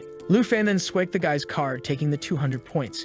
Hongwu noticed he had 13,000 points. The professor had shown the calculation of how the points were determined. Doing a quick calculation, he realized Lufan must have scored at least 1.3 million in the exam. He knew Tianzi, the top 2, had scored 210,000. Watching our boy walk away, he thought it was the most embarrassing moment of his life to think he could beat him. In the entrance hall of the secret realms, his aunt appeared, worried, asking Lufan if he was okay. Our boy said yes, while Xiaomin was commenting that she hadn't imagined the boy was so strong. If his kick caused that much damage, she didn't want to imagine when he summoned a dragon. Lufan then called everyone over, presenting where they were going to enter. It was a dungeon known as the Forest of Poisonous Spiders, one of the best places to gain experience. His aunt mentioned that she was there but didn't know how to fight, so it would be very dangerous for her to go along. Of course, our boy said not to worry, that he would take care of his aunt. He then mentioned that the only problem was they needed one more person to make 5. Qin Chu suggested they take a look around. The number 2 girl and neighbor were right there. She was definitely the best option to join them. Lufan approached her awkwardly, calling for Jiang Ying. Seeing the look of disdain on her face, he was sure she didn't like the home invasion. Awkwardly, he mentioned that he noticed she was checking out the available dungeons. Would she like to join their team? Seeing the rascal with 3 girls beside him, she called him a pervert. His aunt and friends asked what he had been doing to make the girl think that on the second day. He fumbled, unable to explain. He turned to Zhang Ying and admitted that their first meeting was strange, but he wanted her to join them in the dungeon. Seeing it was the forest of poisonous spiders, a good option, she agreed. He smiled and everyone seemed excited because now the team was finally complete. When he went to pay the entry points, she said it wasn't necessary. She swiped her card, showing 8,744 points. Holy smokes, that meant she must have scored at least 800,000. This dense girl could almost be the protagonist of the story. Soon, the 4 of them appeared inside the spider realm. And do you remember that the last chapter ended right when Lu Fan and his friends were entering the dungeon? The inflated goth went ahead, and the girls in the back were asking why he chose such a difficult place. Our glutton answers that he chose this one because it's the dungeon with the most experience. It's the highest level. Then the aunt shows up, offering tasty stuff as always, which were some cookies that increased their experience gained by 20%. She even boasts to everyone, saying that only the secret class she got can cook that kind of thing. She then calls out to the inflated goth and asks if she wants to eat a little bit. The goth turns around and asks if that cake from last time was made by her. She asks if she's talking about the one our boy delivered and says yes. While Jianming watches, the other girls start praising the aunt's cooking. She lets out a small smile and our boy immediately notices something moving in the bushes. He tells them to be careful. They've been found. At that moment, a level 40 black-scaled python rises in front of them. Man of Xiaoman throws herself at it, calling out to Shizen. She strikes the creature's mouth, but it doesn't seem to deal any damage. Qin Shu comments that these level 40 creatures won't be easy to defeat. The aunt was even thinking about cooking some food to give them strength, but our boy says it's not necessary. They should focus on the fight while he handles these problems. So they understood, boy, the problem is the fight, but what are you going to do? Jian Ying already knew what the boy was up to. They thought a crazy dragon was coming, but our boy summons the latest novelty. Xiaoman asks if that's a dragon, and our boy tells Xiao Fei not to sit on his head and be so unruly. The girls all realize that apparently our boy had 2 dragons. At that moment, the python attacks Xiaoman, and our boy tells Xiao Fei to use the emerald light. But my goodness, how many Xiaos are in this story? A shield is summoned and defends Xiaoman. She falls to the ground like a fool and Qin Q rushes to help. She gets up, legs splayed, saying that apparently she didn't take any damage. The emerald light increases defense by 30% and withstands 3 attacks. Our boy tells everyone to relax as long as Xiao Fei was there, they wouldn't get hurt. Seeing this effect, Qin Q gets alarmed, saying this was better than a second-rank priest. And Xiaoman is impressed that her defense went up so much with just 1 skill. At that moment, the python lunges at the 2 of them. Our boy approaches and warns them to be careful. He would handle it. However, suddenly, a red laser shoots past him. Man, the attack hits the python in the mouth and goes right through it.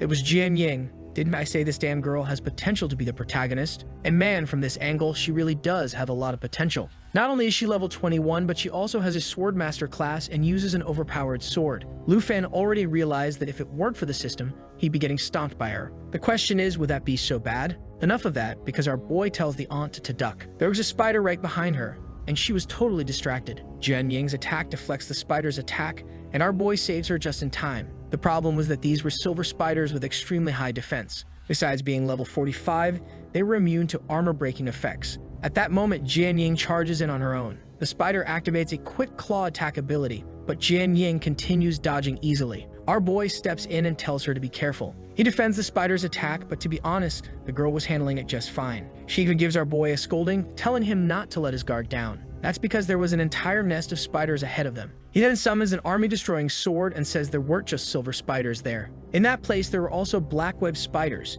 This spider could kill any creature after trapping it in its web for 60 seconds. Rushing toward the creature, our boy tells Jian Ying that she has multiple class weapons, which is impressive. She says that the Swordmaster class can forge its own blades, and they've been with her since level 1. And now, from this dangerous angle, she says it's not the time for talking. Our boy quickly realized that while this class improves dragons, hers seemed to enhance various swords. In a way, they were similar. But at that moment, a spider creeps up behind Jian Ying. Our boy defends her and calls for the dragon's emerald light. Then Jian Ying prepares the army destroyer and strikes the spider on its backside. She manages to kill it and thanks him, saying that the 30% attribute increase was very helpful. While our boy can't stop being impressed with Jian Ying, commenting that her class is very versatile, they suddenly hear a scream. While he's having fun with the goth girl, the aunt and the others are in trouble. He runs, saying he's going to help them while telling Jian Ying to hunt down the black web spider. She stands there, moved for a second. With that, the girls were all using a bunch of skills. The dragon, Lu Fan slicing left and right, while Jian Ying was just watching. At that moment, suddenly, an attack comes from behind. Luckily, she blocks one with her sword, and the other three are stopped by her skill.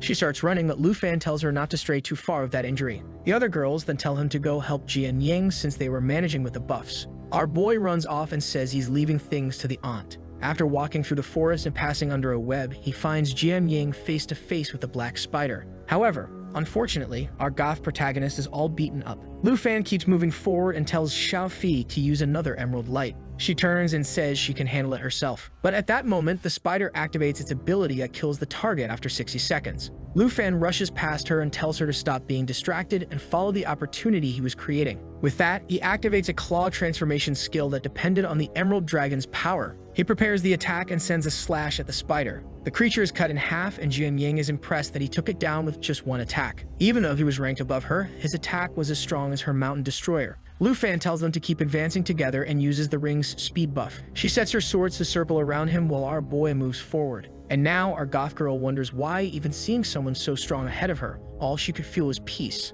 Lu Fan is all happy that Xiao Fei had leveled up to level 3. Meanwhile, depression has hit Jian Ying, who feels down for having been helped. Just then, the rest of the group calls out to them, saying they've handled the silver spiders. Lu Fan turns to Jian Ying and says she's strong, but regardless, they wouldn't let their allies fight alone. Once again, she's healed and left speechless, hot boy. At that moment, the girls all approach and ask if his little dragon can heal. He says yes and activates the life fountain skill, which creates a regeneration area around everyone. Jian Ying is left thinking that the team she found wasn't so bad after all. Some time passes and they're confused, trying to find the exit. It seemed like the end, but they hadn't found anything, and they ask what Lu Fan was seeing. When Qin Xiu approaches, she gets startled. In front of them was a crater full of spiders. That was the lair of this place's secret boss. Looking down, he knows about its mass absorption and madness abilities. The boss could use other creatures to recover its own life, not to mention it could boost all their stats. They would first have to deal with all the spiders. The girls tell the aunt, who's just starting to go into dungeons, to look at the scene or she might get sick.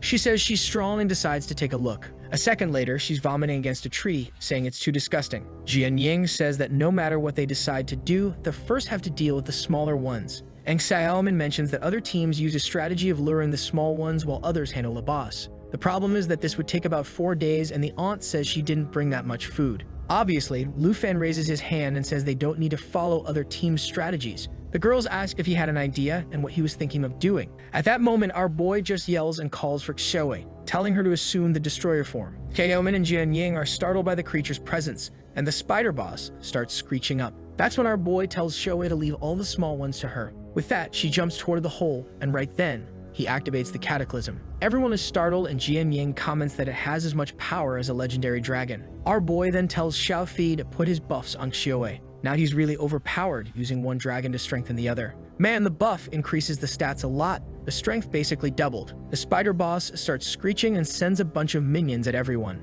Our boy asks Xiaomin and Qin Xiu to form a line and not let them escape, while he and Jian Ying would go after the spider boss. The creatures swarm, and the two dive into the madness. With that, the fight begins. The two fall under the nest, and our boy calls for Xiaowei, telling her to clean their side. She launches a cataclysm attack while the two of them run toward the boss. Jian Ying is scared of getting caught in the fire and being burned to death. Meanwhile, our boy looks up and asks if Qin Qiu and the others are doing well. They're using spells to stop the rest of the spiders from escaping, and our boy says that now it's just him and Jian Ying to deal with the rest. The spider boss faces them and sends a venomous attack that they narrowly dodge. With that, he activates Xiao Fi's buff to protect Jian Ying. Man, in this spider boss's web, anyone caught dies in 6 seconds. Our boy slashes, but a touch of the web leaves a cut on his face. He then tells Xiaowei that the time had come. Xiao Fei seems to activate another buff and smiles. With that, he tells her to activate the ability to burn the whole place. She flaps her wings, creating a blaze around the entire cave. Jian Ying is scared, wondering if that wasn't enough power to destroy a nation.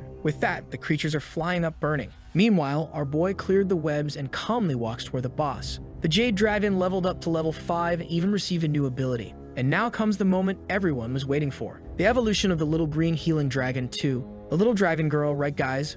There's always got to be one. But to forgive the Chinese, the art turned out pretty cool, so it's all good. The green light begins to shine from the heart, so to speak. And at that moment, a paw swings down toward Jian Ying's head. She barely dodges and now receives the Emerald Blessing, which also gives her 3 attack buffs. She commands her swords to strike, hitting the boss head-on. Her attack, which previously couldn't deal damage, now went straight through the monster. The buff not only amplified her attack, but also used the creature's own attributes. Our boy is just petting Xiaofei, congratulating her on the evolution. He noticed how much stronger our goth girl's attack had become. And then he tells Xiaofei to apply the buff once more on Xiaoyi. She flies off, sits on Xiaoyi's head, and activates it again. With that, she apparently drops 3 crystals on her head. Xiaoyi activates the ability to burn everything again, creating another explosion. And Jian Ying knows that based on the number of attributes, that blow had over 10,000 attack points. The boss starts writhing in agony, and our boy calls out to both of them, saying it's time for the final blow. The artist isn't stupid. In this angle, there's no protagonist, right guys? That's because he's already up above, blade in hand. And from there, the man strikes the boss's head, activating the blood pact with the dragons. Xiaofei applies another buff on our goth girl, who sends a barrage of swords to assist our boy. With that, everyone levels up and the 2 dragons revert to their forms. Nisha Jianying asks our boy how many points he made, and he says about 1.3 million. She comments that with that power, it should have been much more. And he explains that it's actually because that's the limit for nightmare difficulty. Nisha Xiaofei runs to hug him, and Xiaoyi is already getting angry. Meanwhile, our boy calls the other girls, and they show up. With that, poor Junying is left despondent, realizing that while she wasn't far behind in points in terms of power, it was a gap that couldn't be closed. With that, the mission was finally over, and they began opening the chests. And after all that had happened, Jian Ying agreed to join the team. Even the girls wanted the goth girl's number, but she said she didn't use a phone. To celebrate the new permanent team, the aunt prepares a dinner for everyone. In the following days, he kept hunting in the dungeon with the group so that everyone could level up. During the day, they had lessons on combat theory. But half a month passed, and there were only 2 days left until the freshman evaluation. Xiaofei was already at level 14 and Shou Yan at 19. The rest of the group was at level 22, and even the aunt was at level 18. Jian Ying was also getting stronger. She had evolved the ice sword and reached level 24. And wow, Xiaoman had equipped the venomous spider set and leveled up. This warrior was really getting stronger. But one day passed, and the aunt said she was going to prepare some food for everyone. However, as soon as our boy stepped out of the portal, someone called for him. There was another goth girl with purple hair who said that President Zhao had something important to tell him. Our boy wanted to know what he wanted to talk about, especially right before the freshman evaluation. He asks if she knows what's so important. She just responds that he'll find out when he gets there. The group is talking about rank changes, and the woman asks if our boy is worried about that. He explains that lately, he hasn't had time for anything since he leaves the dungeon, goes straight to class, and then to bed. She then explains that everyone is now starting to duel for points because of what happened on the first day with him. Besides that, Hong, who got beaten up by him, has become the new standard. When someone is weak, they say they're worth 1 Hong. When someone is strong, they say they're worth at least 100 Hong. In the president's office, she tells him to go in as they've been waiting for him. As soon as our boy opens the door, the guy tells him to come in. He explains that the national test, which he had promised our boy would participate in, had been moved up. It was supposed to be in 5 months, but it was pushed forward to 2 months from now. It seems a certain Jin Chenghan is about to reach level 60 and go through the 3rd transformation. Lu Fan quickly realizes this looks like a plan to give this guy an advantage over everyone else. The president says that pitting a bunch of people in their 2nd transformation against this guy will make him an easy winner. The president stands up and says it's a shame that the promise they made will be fulfilled in such an unfair way. At best, he'll be in his 2nd transformation, and facing level 50 experts might just get him killed. He tells our boy that he won't have much time to prepare and asks if he really still wants to be part of this. To make it dramatic, he calls out President Zhao's name, and he says this is his chance to join the expert ranking, so he's not going to miss it. Besides that, he's going to win. The president says that if that's the case, he'll still receive some resources to help him out, and tells him to perform well in the freshman exam. On the day of the exam, the president announces that he'll go over the rules for everyone. It will be a 2-on-2 arena, and first place will earn 5,000 points per person. Everyone is confused by this, since not everyone is friends. Since our boy's aunt is in a combat class, they have 4 people, which is perfect to form 2 teams. Outside, they greet Jian Ying. A guy approaches her, introducing himself with an air of arrogance, but she cuts him off and rejects him immediately. While the guy agonizes, the group walks off, crushing the poor guy's hopes. Our boy says he'll team up with Qin Hu, while Jian Ying will pair with Xiaoman. It skips to the 2nd day with the first matches happening in the arena. A stone beast hurls a guy into the air. The deep web gold jumps in and slashes the other guy. Now I remember, that's Tianzi, the guy who got the girl's dragon. She's praising him, saying they're already reaching the top 16. Tianzi responds that soon enough they'll face the number 1. The princess comments that her brother, Jin Chenghan, will be arriving in the city soon. That's the guy who's cheating to compete in the national event at level 60. The next match is about to start. It seems the teams have changed, and now our boy Wenta is with his goth girl, fully armed, warrior mode engaged. Now the 2 fools are already scared, seeing that Lu Fan and Jian Ying are on the same team. We see a bit of what happened earlier. When he mentioned teaming up with Kin Q, she said it wasn't necessary. They should go together to take first place, while she would team up with Xiaoman to secure second place. He didn't need to worry, they would do their best. And now both of them are in the stands cheering for our boy. He asks Jian Yang if she's interested in taking first place. She responds, of course. We see a bit more of the preparation arena. He had some treasures stored and began synthesizing some maps. Luckily, the quality increased and he received another one. With that, he got a location in the Flying Dragon Cemetery, an area from level 45 to 60. That's when the announcement was made that it was time for the two of them to enter the field. And our boy was excited for the freshman test. In the arena, Jin Ying asked if he was confident against another dragon tamer. He said they could bet that they would win alone. She asked if he wasn't going to summon anything, and he said it wasn't necessary. All this time fighting alongside her, he realized they were quite similar. And if they won, he wanted to know the characteristics of the Swordmaster class she had. At that moment, the test begins and Tianzi charges at the two of them. Angrily, he says he finally has the chance to stomp on Lu Fan. He extends his spear toward him, but our boy disappears. However, our boy just tells Jian Ying that it's too late for her to back out of the bet, and he slashes the guy's dragon. Man, he even throws a punch to the chin, destroying part of the armor. Shanzi asks why the goth girl wasn't doing anything and why he wasn't summoning his dragon. Our boy, to humiliate him, says it's because, for this fight, he doesn't need to use everything he has. Meanwhile, the princess is over there saying she finally got her chance. It seems she wanted to humiliate him again, but she was going to pay the price tenfold. Shanzi then sends the armored dragon to attack him, and our boy jokes, saying that without a tooth, it looks a bit asymmetrical. He leaps toward the creature, saying he'll fix that face. In midair, the dragon stares him down, but our boy lands another solid punch. People are shocked that he knocked down a dragon with a single punch. The princess points at Shanzi and tells him to finish off Lu Fan quickly. He jumps toward our boy, saying he will obey orders. He commands the dragon to activate a tail strike. Knowing that the boy is a tamer, he shouldn't have many movement skills. And with attacks coming from both sides, there was nowhere for him to dodge.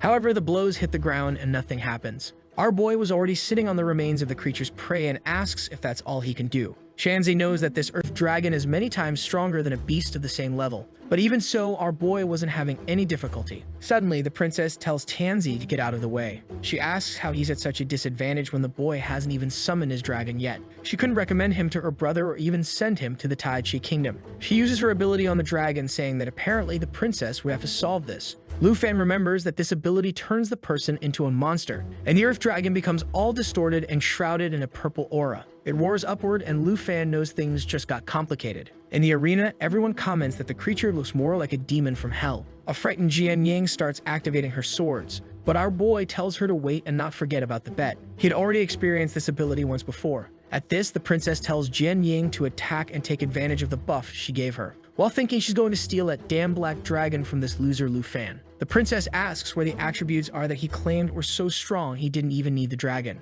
But then our boy activates the ice dragon's fury ability. With that, Tianzi's creature is completely immobilized. Also, the two of them are freezing and can barely move. Our boy says that this black magic of hers really strengthened that creature beyond him, but attributes weren't enough to overcome what he does. He runs asking if she really wants his black dragon, and launches an attack in her direction, saying she wasn't worthy. However, Tianzi steps in and defends her. At that moment, the earth dragon breaks free and launches an attack at Lu Fan. He teleports to its back. He activates another spell and uses the blue dragon's roar. People can't understand how it's possible for someone to have such physical strength and magical power at the same time. And Tianzi watches from the side, incredulous. They were both dragon tamers, so why were they so different? Our boy asks why he only uses simple spear attacks and no dragon strikes. Why doesn't he, for example, use a dragon claw strike or something like that? Shanzi is confused because he's never heard of these abilities. Our boy says he understands that's because Jian Yang doesn't have any of those abilities. He tells him to give up because they are completely different types of tamers. Shanzi tells him to shut up,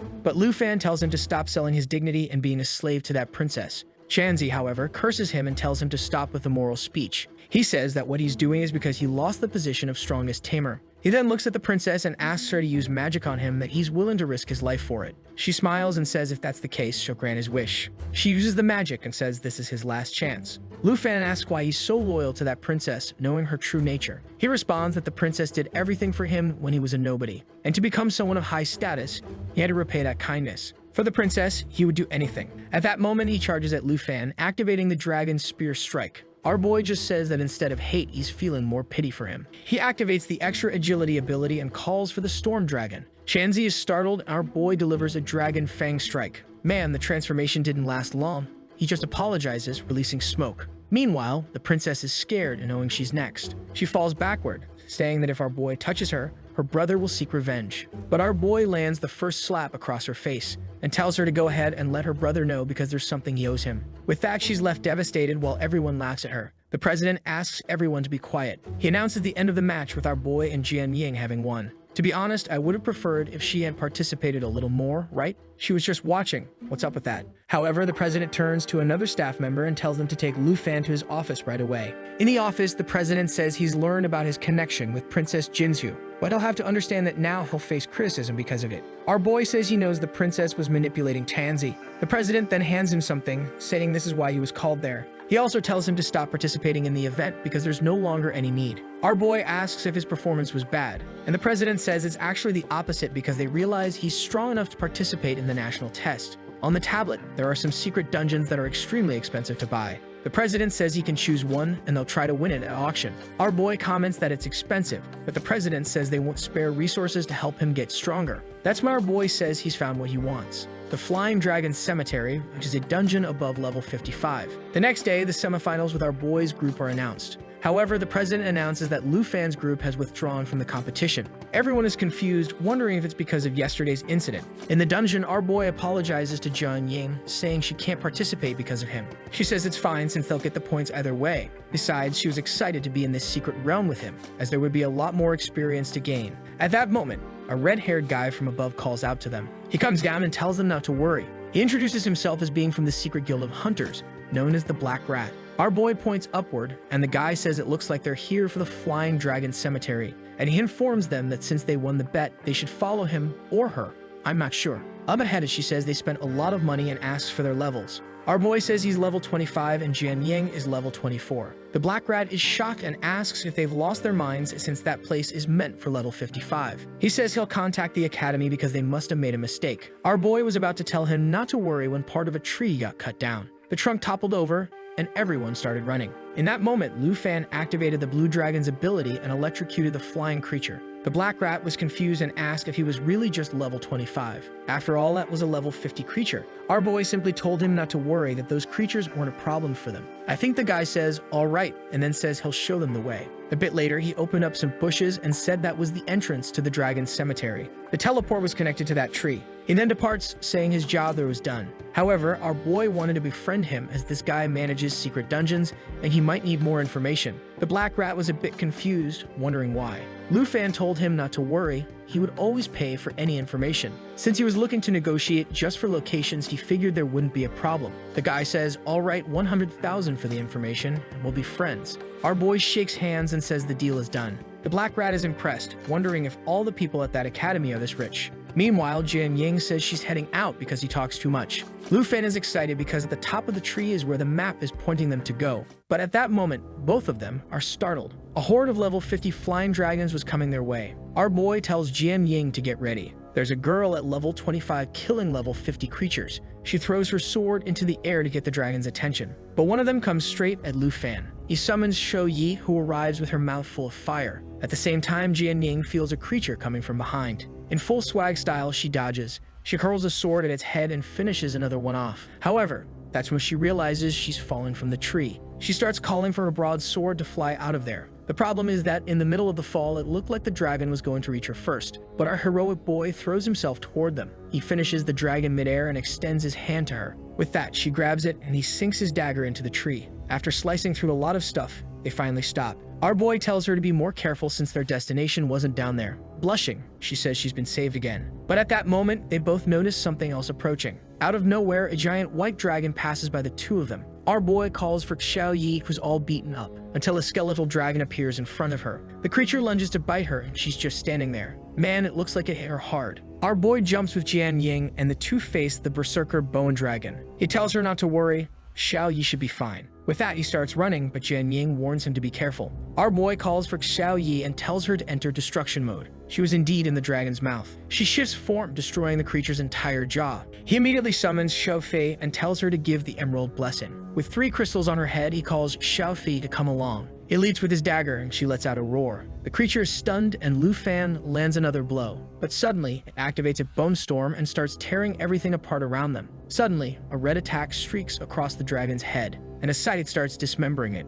Lu Fan didn't know what was happening. Jian Ying says she'll explain it all at once. It's time for her to fulfill her promise and explain how the Swordmaster class works. Our boy tells Xiaofi to get ready. Jian Ying explains that her class gets a new weapon every 5 levels, and the Calamity Scythe was her trump card. That weapon permanently increases its attack by 0.1% every time it kills a creature. She activates an explosion of sin that starts breaking the skeleton in half. Lu Fan realizes that Swordmasters don't gain new abilities but instead gain new weapons. He then tells Xiaofei it's her turn. She approaches Xiao Yi and places the 3 crystals on her head. With that, he commands her to use Earth Smash, extending her claw and striking down on the bone dragon. The entire ground crumbles and the creature is buried. Xiaofi levels up to 15 and gains another transformation form. Meanwhile, Jian Ying is sad that she used her trump card, but most of the power came from Xiaofi's buff. Our boy then thanks her for saving him and says that even Xiaofei evolved. She unlocked the form of the Eternal Dragon and the form of the Spiritual Light. He congratulates her by giving her a pat on the head, and Jian Ying says it's time to climb this tree again. Suddenly, a barrage of fire comes from above. Everyone starts running, wondering why they're being attacked by magic. Our boy hides, knowing that the noise from the fight with the bone dragon must have attracted more people. Looking to the side, he sees a legion of dragons flying with a giant one on its back. Man, that one really looks like a final boss. In Xiaofei's light form, she can grant the abilities of soul protection and soul impact. He then tells Xiaofei to assume the light form and stay close to Xiao Ye. He starts running and tells Jian Ying to follow. They are heading straight to the top. With that, the 2 dragons transform once again. The soul protection would increase attributes by 200% and absorb part of all incoming damage. The only problem was that Xiaofei wouldn't be able to do anything else. Man, Xiao Yi already had 26,000 strength. Jian Ying is impressed, and our boy explains that Xiaofei's buffs are even stronger on other types of dragons. Now the birds in the sky launch a barrage of attacks. Our boy tells Xiao Yi not to counterattack, just to keep moving forward. Easily, Xiaofei's spiritual form was absorbing everything. She already had a 10 on her head, and our boy tells her to use the key explosion. With that, she releases everything she had absorbed and sends an aura upward. The poor dragons start falling from the sky. Jian Ying asks about the new ability,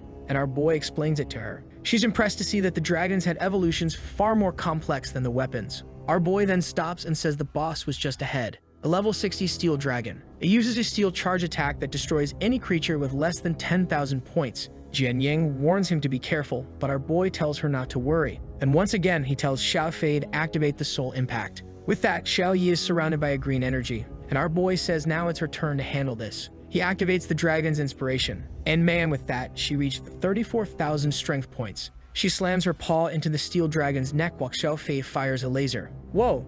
They tore off its paw. The dragon immediately turns to the 2 of them, and Jian Ying activates her power, saying they need to run. Trying to create an escape opportunity, she activates the explosion of sin and hits the dragon's neck. Who would have thought our goth girl was this strong? Or maybe not that strong, since the steel dragon tanked the attack. She tells Lu Fan that, unfortunately, she can't deal any damage, and he says it's okay. He understands her desire to contribute to the team, so he tells Xiaofei to link with him. He stretches out his dagger and withstands the dragon's attack. At the same time, Xiaofei strikes its head from above. With that, they finish the boss and everyone celebrates. Xiaofei also gains a new intimidation ability. Jian Ying, as impressed as always, also levels up to 25. Our boy comments that she's been talking a lot lately. He says spending so much time with him is starting to change her. Our boy says the first time he heard her voice, he thought it was adorable. She gets embarrassed, wanting to know what's with this adorable voice thing. With that, they keep talking and walking through the forest. Meanwhile, the 2 dragons are biting at each other, wanting to kill this girl. At the top of the tree, among a bunch of cocoons, there's a blue dragon egg. Our boy then asks if she unlocked a new weapon upon reaching level 25. She shows the new sword and says it seems really good because of its agility effect.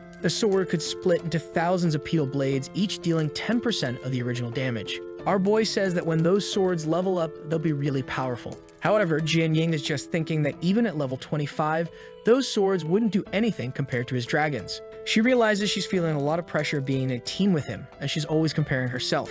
He then says they should get going, and she says it looks like their destination is just ahead. But the 2 dragons seem to have found something. A dead guy with a lot of stuff around him. It seems like this was a group of old adventurers who came to this place as well. Just as our boy tells her to be careful of their surroundings, something comes from above. A level 60 bronze dragon appears, and right after that, another creature appears in the sky. A level 65 elemental 3-headed dragon, which was a boss. The 2 of them are startled, and Jian Ying wonders if this is a trap. At that moment, the 3-headed dragon starts casting a triple spell. Xiaofei leaps in and slaps the fool's face. With that, she interrupts the spell, but the dragon just stares at her. Meanwhile, the bronze dragon comes charging in and she says the two of them will have to handle it. Our boy tells her to get ready to use the new ability. It's a good chance to evolve it. He rushes ahead and tells Xiaofi and Xiaoyi to get ready to use their abilities. Our boy strikes and Xiaofei activates the dragon defense and soul impact. Meanwhile, Xiaoyi is dodging the three-headed dragon's triple attack. Our boy tells her to use the new intimidation ability. She prepares a punch, transforms again, and lets out a roar at the three-headed dragon. With that, the creature becomes frightened and paralyzed for a few moments, terrified, trembling all over. The problem was that the skill even affected Jian Ying, who was behind. Our boy then receives Xiaofi's buff again and delivers an attack to the bronze dragon. He tells Xiaofi to take advantage of the stunned state. She grabs the three-headed dragon and slams it into the ground. With that, the screen starts to turn green. Our boy notices that lately Xiaofei has been quite destructive. Man, everyone leveled up a lot. As always, Jian Ying felt sad for not having helped and wondered if she had really become a useless genius. But our boy just tells them to find a place to rest while Xiaofei finishes off the three-headed dragon. He then notices something in the status window. But night falls, Jian Ying brings some food, saying it was prepared by his aunt. But outside the camp, there was no one around. She wondered if he had realized she was useless and abandoned her. Man, this goth girl seems more like an emo now. Meanwhile, Lu Fen is approaching the treasure's location. He finally arrives face to face with a basket with two giant eggs on top. He didn't want her to know the real reason he had come to this place.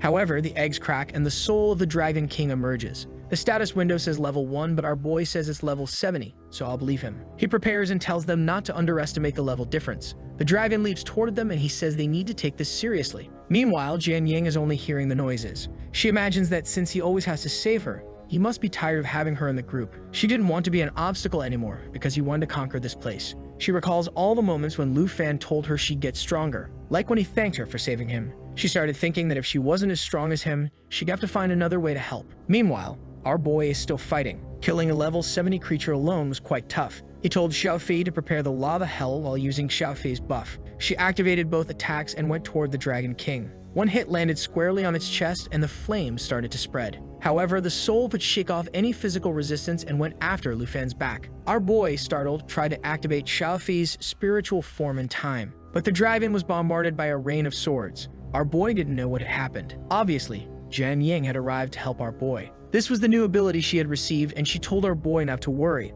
that she wouldn't take any risks. Our boy just smiled and said he understood. He activates a new ability from Xiaofi that grants 2 buffs, not only to her, but to everyone around. Additionally, she now had 12 attack buffs and 12 defense buffs. Our boy tells Xiaofi to go after it. With that, she charges at the dragon and slams it down. Lu Fan prepares a spell and uses the blue dragon's fury. But suddenly, a golden light shines in the sky, and our boy recognizes it as a boss's magic. It replaced the boss's abilities with the dragon language abilities, which were much stronger. He sends an attack in Xiaofi's direction, who creates the Apocalypse Fall, dealing 2000% damage. Man, the whole place gets wiped out. And when the smoke clears, Xiaofei had saved the poor souls. Otherwise, everyone would have died. Apparently, the dragon killed itself to make that attack because even Jian Ying leveled up, saying she was scared she might have died. Once again, everyone advanced, with our boy reaching level 29. Our boy noticed that Xiaofei was jealous and kept complimenting her. That's when Jian Ying says she now understands why he didn't take that fight in the arena seriously. He then explains that he wasn't trying to abandon her, but was looking for something when he stumbled upon the boss. She reminds him of the day he said they never let their teammates fight alone. Now all healed and cheerful, she says she knows he's strong, but she won't leave him alone. The scene shifts to our boy opening the treasure. What he finds are the spiritual wings of the Dragon King. The item allowed the user to fly and also enhance draconic abilities. The problem clearly was the level 60 requirement. However, there was another item that allowed any pet to become a mount and combine part of their attributes. Man, there was also a flute that allowed the user to summon the soul of the Dragon King 7 times, and it would have the same level as the user. Our boy is just sad because it's limited to being used 7 times. At that moment, Jian Ying asks what's happening with Xiaofei. She was using the life spring, continuously increasing her HP. The energy seemed to be spreading throughout the forest. The two of them soon noticed that the tree seemed to have been healed, but her abilities only affected allies. Apparently, the sacred tree itself was an ally in this place. He continues to observe as the plants seem to be moving. Suddenly, one of the roots stretches toward him. At the tip of it appears a seed from the sacred dragon tree. It says that he would need to kill the abyssal dragon and the devourer and submerge the seed in their blood. With that, he would receive the favor of the true master, a dragon of life, which was the root of all things. He imagined that this abyssal dragon must be a creature close to level 80, so he would have to wait a while before attempting it. But he praises Xiaofei, saying that if it weren't for her, they would never have found this secret treasure. Then he gets an idea and asks if Xiao Fei could eat that flute. This is because she had a natural assimilation trait that allowed her to devour equipment and convert the stats into abilities she possessed. He gives it to her to eat, saying it might not work because it was a consumable. Immediately, she swallows it, and our boy knows that if it doesn't work, he's lost the item for good. However, the flute is assimilated and he gains its ability. Right away, she uses it, and the shadow of the dragon appears on her back. Since Xiao Fei was level 18, the dragon that appears is also level 18. Jian Ying is shocked, realizing he has a pet that has its own dragon pet. She says they need to return because everyone must be worried. However, he tells her she can go ahead, as he still has something very important to do. It seems we will see what happened with the egg because we're back at the academy. Our boy, arms crossed, says it's time they talk about this. He complains about the two constantly fighting and tells them to look at that egg.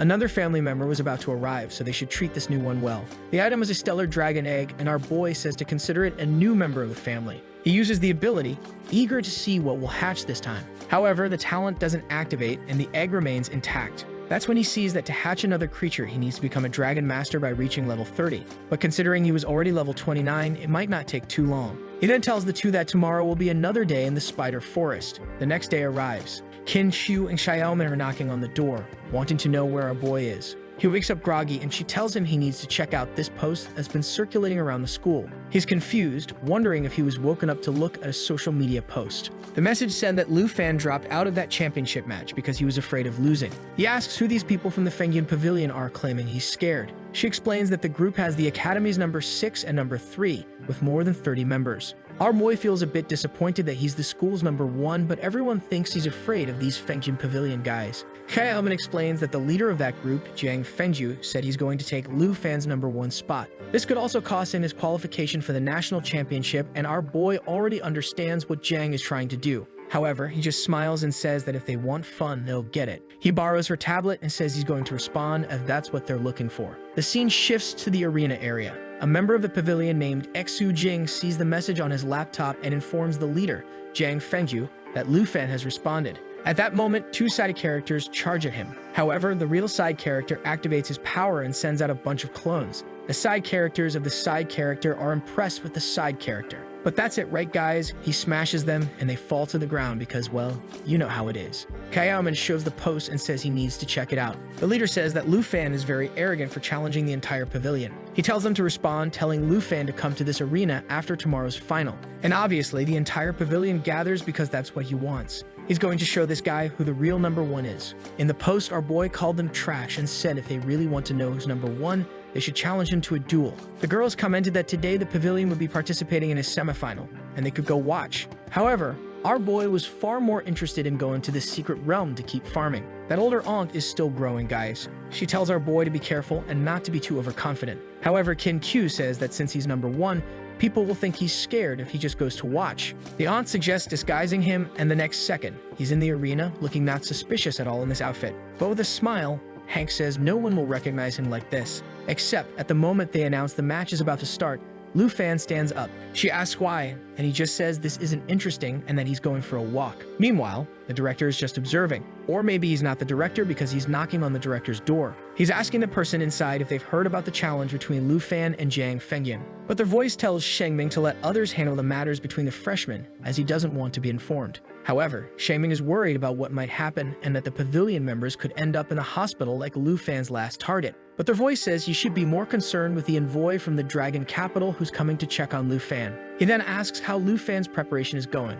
Shengming says Lu Fan is about to advance to the 2nd class and assures him that a guy he knows named Qian Shang won't cause trouble for him. However, the voice warns that the envoy this time would be a man named Ruan Chengfeng. The president knows that this Ruan Chengfeng was affected by the dispute between our boy and the princess. And the voice says this guy once held a high position but has been losing rank, and now he's just a city envoy. They ask why he is silent and apologize. They explain that if this guy is the envoy, Lu Fan will face many difficulties. However, the voice just says that Lu Fan is his personal selection, and that's why he's being sent. The president says he understands and will help the boy advance to the 2nd class as quickly as possible. The voice then says they are looking forward to watching the exciting event tomorrow. Meanwhile, in the training room where points can be earned, a guy is thrown out. People were saying that there was someone inside at level 29, but it was impossible to beat them. Our boy wanted to farm the spider dungeon, but he was there waiting for them to finish the match. At that moment, another challenger appears. And man, what arrives is clearly the biggest danger in the story. The girl shows up with 36 frames, waving to our boy and asking if he wants a fight. He calls her miss, and she replies that since his level is lower, she'll let him start. Our boy just says there's no me for that, and she can go ahead. She smiles and says that if that's the case, she won't hold back. She summons a flame in her hand and warns that she's coming. However, Lufan realizes something is wrong with this girl.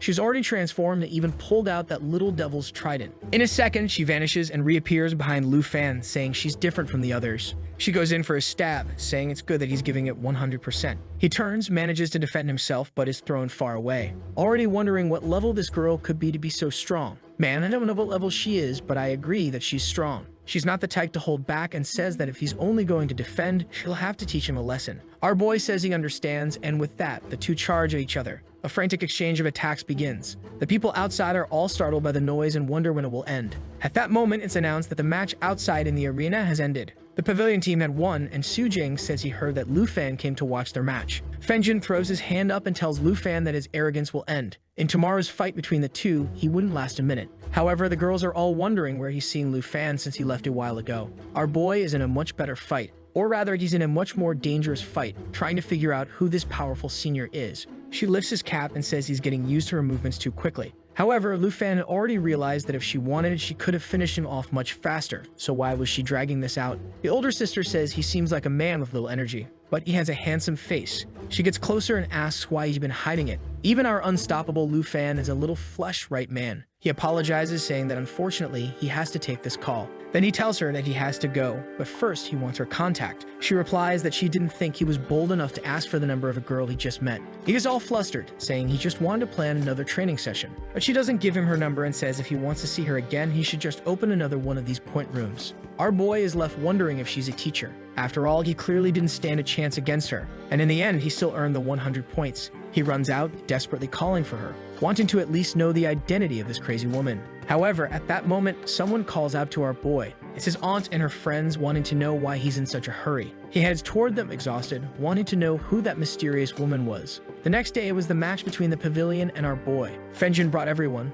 wanting to know where that so-called number 1 Lufan was. At that moment, someone comes running, and everyone gets ready. Our boy apologizes, saying that unfortunately, he made everyone wait. He walks in with bread in his mouth, saying get started because he has other things to do later. People were about to complain, but our boy says he arrived right on time. Lufan then says he doesn't know what level everyone in the pavilion is, but they could start with everything right away. The bald guy, who is probably going to be one of the first to get beaten up, asks if our boy is looking for death. However, Fengyun says enough talking and announces he's betting 7,000 points on this fight. Our boy says he forgot about that detail and says he alone will bet 17,000 points. Sujing says they don't have that much, but Fengyun tells him to shut up. If they won all those points, they wouldn't have to worry about anything else at the academy. So he declares that the pavilion will bet all the points they have in this fight. Lufan smiles and says that if everything is at stake, they can begin. The leader warns the guy next to him that Lufan is probably going to summon that dragon girl. He tells everyone in the pavilion to be prepared. Lufan is just smiling, standing still, while everyone in the pavilion is already pointing their weapons at him. The leader gives the order to attack, and Sujing slams his staff on the ground, throwing out chains.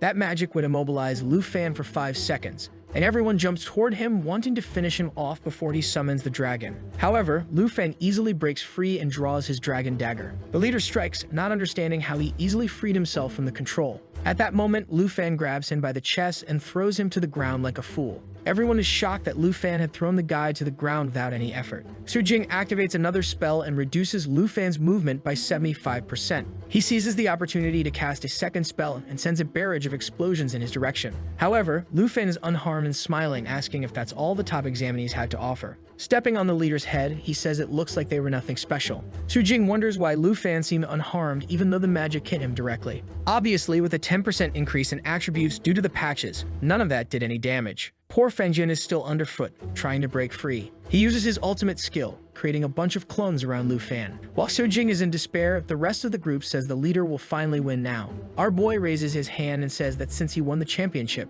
he'll show something even Chanzi didn't get to see. Everyone is shocked. And man, he really summoned Xiao Yi. She flaps her wings and the barrage of fire starts destroying all of Fengyun's clones. At that moment, everyone in the pavilion falls to the ground, wondering if that was a real dragon. Even Fengyun, looking up, admits that this was something completely different from what Tanzi had summoned. Our boy tells Jiang not to fall just yet. He activates the dominance ability and warns that the counterattack is still coming. The pavilion members who are trying to flee are all affected by the roar. Poor Fengjin tries to escape, but he doesn't even have the energy to move. He begins losing consciousness, saying it was impossible to escape from this place. At that moment, our boy earns 13,000 points and thanks the pavilion. The people on the ground are all devastated, realizing they have nothing left. Our boy praises Shou Yi and says now they have something more important to do. Our boy heads back to the point room, and just then, a pair of sandals steps in. The senior had returned and asks if he wasn't there waiting for her all alone. Our boy says of course he was waiting for the big sister, especially since he knows she's the only one above level 70.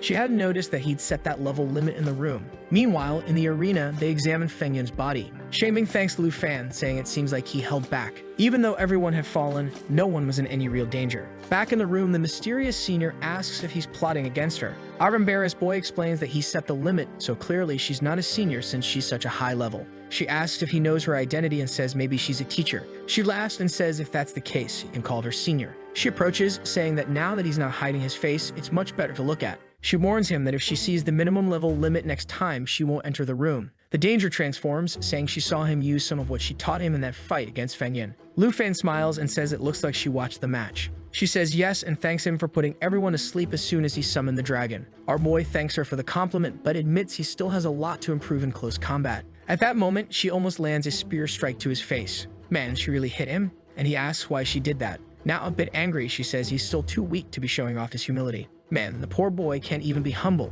Desperate, Lu Fan says she's strong and kind and he's willing to pay any price for her to teach him. She laughs at his desperation and says if he wants, he just has to bring the food his sister makes. He decides not to correct her by saying it's actually his aunt and says it's all good. She then tells him to come at her with everything since she's here waiting. She blocks the attack and says he's coming in too fast. In that case, she bets that if he manages to knock her down once today, she'll give him a new weapon. That's because the weapon he's using is no longer suitable for his fighting style. Just like her, he should have a high-quality weapon. However, our boy explains that it's only with this weapon that he can partially transform into a dragon. She jumps to the ceiling and asks if that's the case, then what else is he asking for? He dodges and says what he's asking for is a level removal enchantment. The 70 kilo thigh asks if he knows how rare and expensive those items are. Lu Fan tries to defend himself as he sees her coming at him with full force. She warns him she'll beat him up for having the audacity to ask for something like that. Sometime later, he's getting a massage from his aunt, saying he didn't manage to land a single hit on the girl. Jian Ying says she must not be a teacher from the capital. And Qin Chu comments that our boy is on the forums again.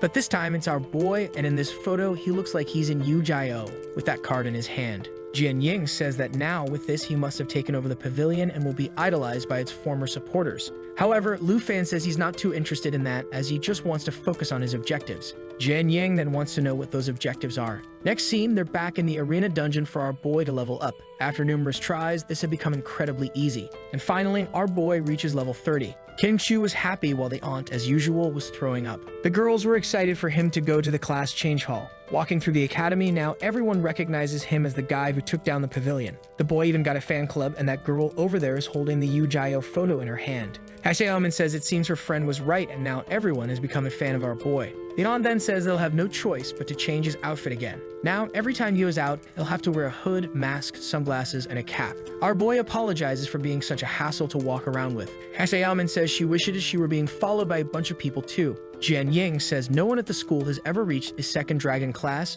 so he'll have to figure it out on his own. An excited Kim Q says this is his chance to make history in this place. Haseoman pats him on the shoulder and says they've arrived, wishing him good luck. He thanks everyone and says he's going in. With that, he swipes his card and enters the class change hall. Unlike the first awakening and the second one, you can choose the direction you want to go. However, as he expected, the academy system had no information about his class. A blue aura begins to surround his body and the academy wishes him good luck. Our boy then starts seeing the various paths he could choose for his second class change. He had the Dragon Priest, which, let's be honest, is garbage. He's never going to pick that filthy trash. He also had the Dragon Summoner, which is probably trash too, and the next one must be insane. Lastly, there was the Dragon Flame Knight, which was way more stylish, so of course, that's what he's going to pick. He's got that dumb look on his face like he doesn't already know what he's going to choose. But then we're surprised. There was a fourth class, the Dragon Knight. Clearly, because it's bigger and more stylish, that's the one he'll choose, especially considering that this profession had more abilities that synergize with pets.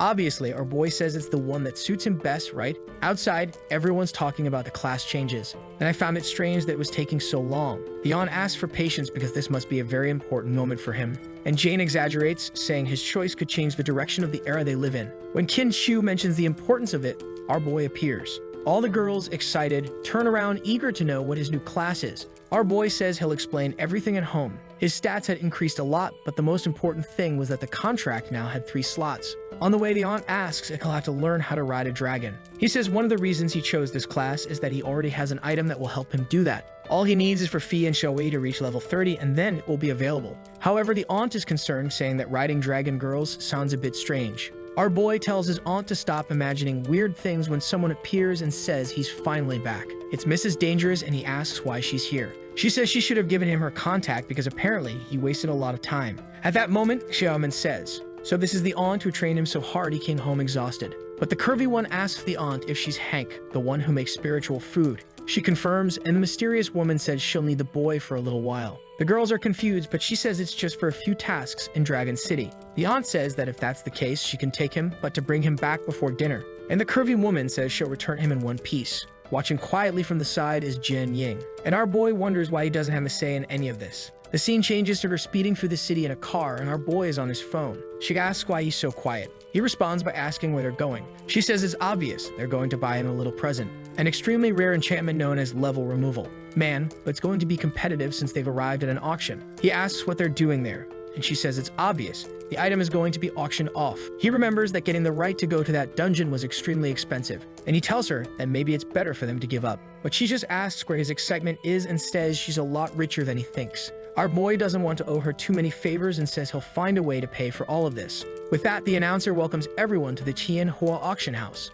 Man, the first item up is the level removal scroll. The materials to make it are extremely rare, and there's only a 0.35% chance of success. The bids start at 950 million, but within seconds, they're already at 2 billion. Another guy bids 2.3 billion, and she tells our boy that she's going to teach him something. If you want to win an auction, you have to be decisive. But just as she's about to bid, a guy behind them raises his hand and offers 3 billion. Man, it was none other than the damn princess with a lunatic by her side. At that moment, both of them recognize her, and the curvy woman says it looks like they're going to have to spend a lot more. However, she tells our boy not to worry. She's going all in. She raises her paddle and says the enchantment will be his, offering 4 billion. At that moment, the princess and the idiot in front of her are shocked. The guy next to the princess says they brought 5 billion, so they could raise the bid. But at the same moment, the curvy woman raises the bid to 5 billion. Everyone is confused, wondering why the woman made a higher bid than herself. What our boy is thinking it's better to let the princess have it because there's no way he'll have 5 billion to pay for it. However, with that, they congratulate the girl whose name I still don't know. That's when the two in the back realize it was Lu Fan. They start heading to the VIP room. The princess is furious, saying that that despicable person was trying to mess with her again. She leaves the table, saying that as soon as her brother arrives, they'll deal with those useless people. The scene shifts to the VIP area. Wow, it can't be that with all this detail and attention, this woman came just to deliver the scroll. The nameless curvy woman hugs her and asks who the boy accompanying her is. She introduces him as her junior and says the scroll is a gift for him. However, her friend sees some mischief and asks if he's that kind of junior. She introduces herself to our boy as Du Yakshu, the owner of the auction house. Unfortunately, she's the wife of the curvy woman's brother. If you think about it, she donated 5 billion to a place her brother owns as well. So that's pure money laundering. Immediately, our excited boy opens the scroll he's been wanting so badly. Meanwhile, Big Sis swipes her card, already realizing her account is about to be emptied. She turns to Lu Fan and tells him he better think about how he's going to pay her back those 5 billion. Then she turns back and tells him there was another reason she brought him here. She explains that at the auction house there's something called the Codex. As long as you bring an item they've never seen before, you can earn some money just by showing it. It's different from selling, and you earn 3% of the item's value just for displaying it. She explains that this way the auction gets some publicity with your item, and everyone benefits. And of course, if you want, you can sell it in the future for whatever people offer. Our boy, knowing he has several items, says he might earn those 5 billion much faster than he thought. So he tells Du Yakshu that he wants to register this item in the Codex. She says that it's worth at least 2 billion, which means he would receive 3% or 60 million. Our boy thought it was a convenient method, but it's clearly going to be tough to earn those 5 billion. He then says he has something much rarer than the soul wing, and he shows her the stellar dragon egg, asking what she thinks of it. Du Yakshu is immediately shocked and recognizes him as the dragon Tamer from the southern province. The mysterious woman asks if he's going to have a second dragon now. Poor thing, she doesn't even know that with the flute he could probably summon 5 now. Du Yakshu then says she'll have to take back what she said, as she has no idea how much that's worth. Lu Fan asks if they can't put it in the Codex. She grabs him immediately, saying that's definitely not the case, They have to put it in the codex because it'll mark history. And the mysterious woman is standing there, thinking she clearly bet on the right person. Duyaksu says that if he agrees to put the egg in the codex, she'll let him take one item from the auction house per month. She says that if that's the case, she can register both. Excited, she tells him that his bonus of one item per month has already begun. Our boy smiles, saying there's already something he wants for free. With that, he leaves the room. Obviously, he chose the scroll for free, so now he doesn't owe the curvy one anything. She's angry since he paid off the debt so quickly, and she couldn't even take advantage of this favor. Our boy leaves, excited that now, once a month, he'll get a new item. At that moment, the treasure rankings begin to update, and he wonders if he'll show up. Suddenly, his egg appears as the #1 treasure. Everyone starts screaming in a frenzy, wanting to know why there was a real dragon egg there. And our boy realizes the value of the codex. After much effort, they finally escape the crowd. Our boy realizes that maybe he could have asked for more things. He asks the mysterious woman where her car is, but she spins the key and says they're back on the motorcycle. She tells him not to stall and to hop on. Our boy blushes a bit, seeing that she enjoys riding. Or maybe he's blushing for another reason and she tells him to get on quickly. As soon as he mounts, she accelerates and tells him to hold on tight. On the way, she mentions that now that he's leveled up, he has 3 dragon slots. That's when she realizes that if he has 3 slots and was holding that egg, then he probably already has 2. He tells her to focus on the road, but she says that many people consider dragons to be like gods, and here he is so young, already having 3. Our boy simply asks why she's helping him and wants to know who she really is. But she just says he still has to pass the first test, so the time hasn't come yet. She warns that an envoy is coming to the academy, and he'll have to be approved by him to participate in the national exam. It's someone above level 70, so she's worried he might destroy our boy. But she's driving and he asks why he seems so calm about it. Our boy says that training with her, there's no way he could lose. No matter what this guy tries to do, he's going to qualify for the national event. She laughs, saying that if he's so confident, she can only trust him too. But seeing that it's nighttime, she apologizes for taking so long. At that moment, our boy equips the soul wing of the Dragon King.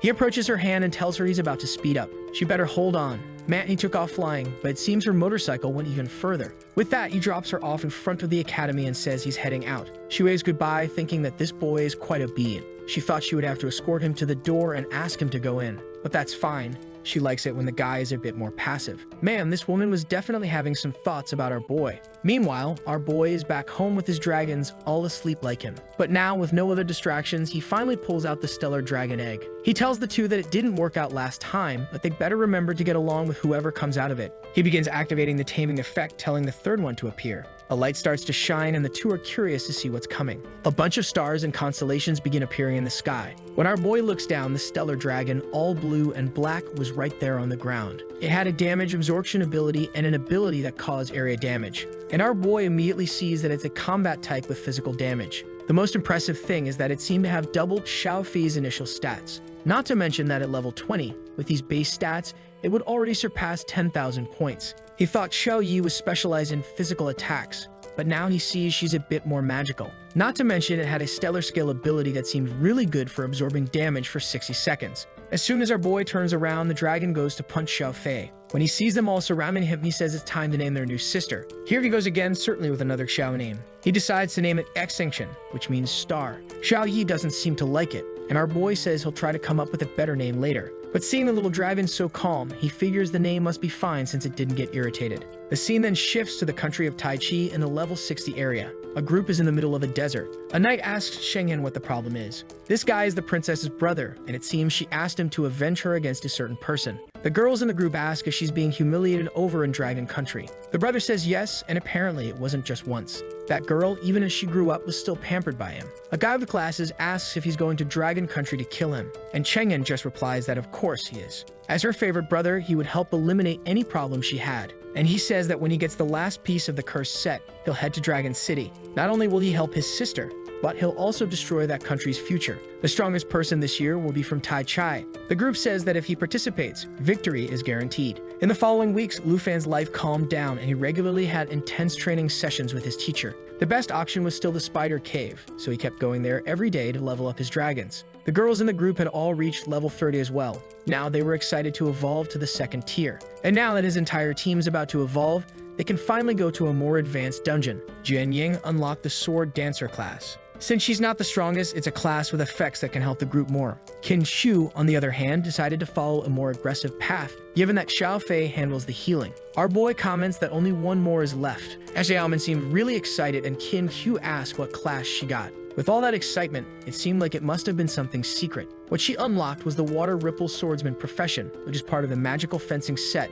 one of the hidden classes. Jian Ying congratulates her, saying that unlocking a hidden class in the second evolution is much rarer. Our boy comments that she was a bit weak for the team anyway, and she threatens to take him down. However, he gets a call from the president informing him that the national envoy was arriving. The next scene shows them all in the auditorium. Gu Han tells him that the person coming to evaluate them is called Xian Feng, a level 76 knight. On the stage, our boy sees a guy holding a staff, and he remembers that staff was the second most valuable treasure in the auction codex. He then asks Gu Han if she knows who the person in the cloak is. She explains that it's the new president of the Dragon Academy, who took over 2 years ago. He asks what this person's abilities are, and Gu Han explains that no one knows anything about them. This person doesn't attend any events and even uses a voice modifier to communicate. At that moment, people announce that the envoy was arriving. As soon as they look back, the entourage enters, and Xian Feng immediately asks where the president of this place is. The vice president awkwardly introduces himself. However, the chubby knight just ignores him, saying he wants to speak to the president directly and doesn't want to waste his time.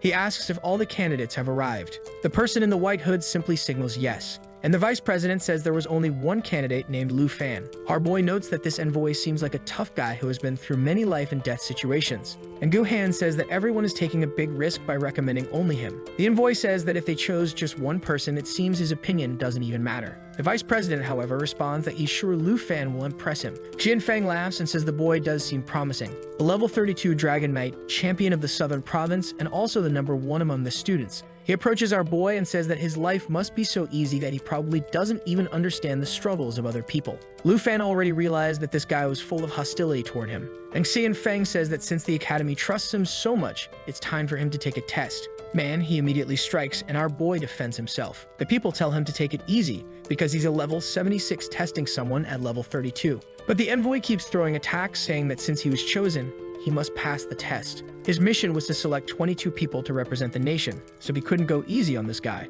Lu Fan can't defend himself and can't summon the dragon because there are too many people in the room. Xian Feng insists on hitting him, saying he wants to see what he's capable of. He lands a strike on his hand, wanting to see the person who made him lose his high-ranking position and reduced him to just an envoy. But at that moment, someone raises his staff and says he's getting way too excited. They strike the ground, saying they'll move to a different place. With that, a magic circle appears beneath everyone. In the next second, our boy, the master, and another guy had disappeared. In the middle of the arena, the president says that now they can fight with everything they've got. Xian Feng says it doesn't matter and tells Lu Fan to show what he's made of. Our boy says he now understands who the person was that let Princess Jinsu do whatever she wanted. That explains why this test didn't seem right from the start. He summons Xiaowei and says that since he gave him permission, he's going all out. Xian Feng recognizes the dragon as the one the princess wanted to get rid of. But since he's level 76, something like that is irrelevant to him. He raises his sacred shield, confident that those attacks will feel like child's play. Xiaowei launches toward him. She activates the pressure ability to generate a stun effect, but the guy's shield blocks any negative effects.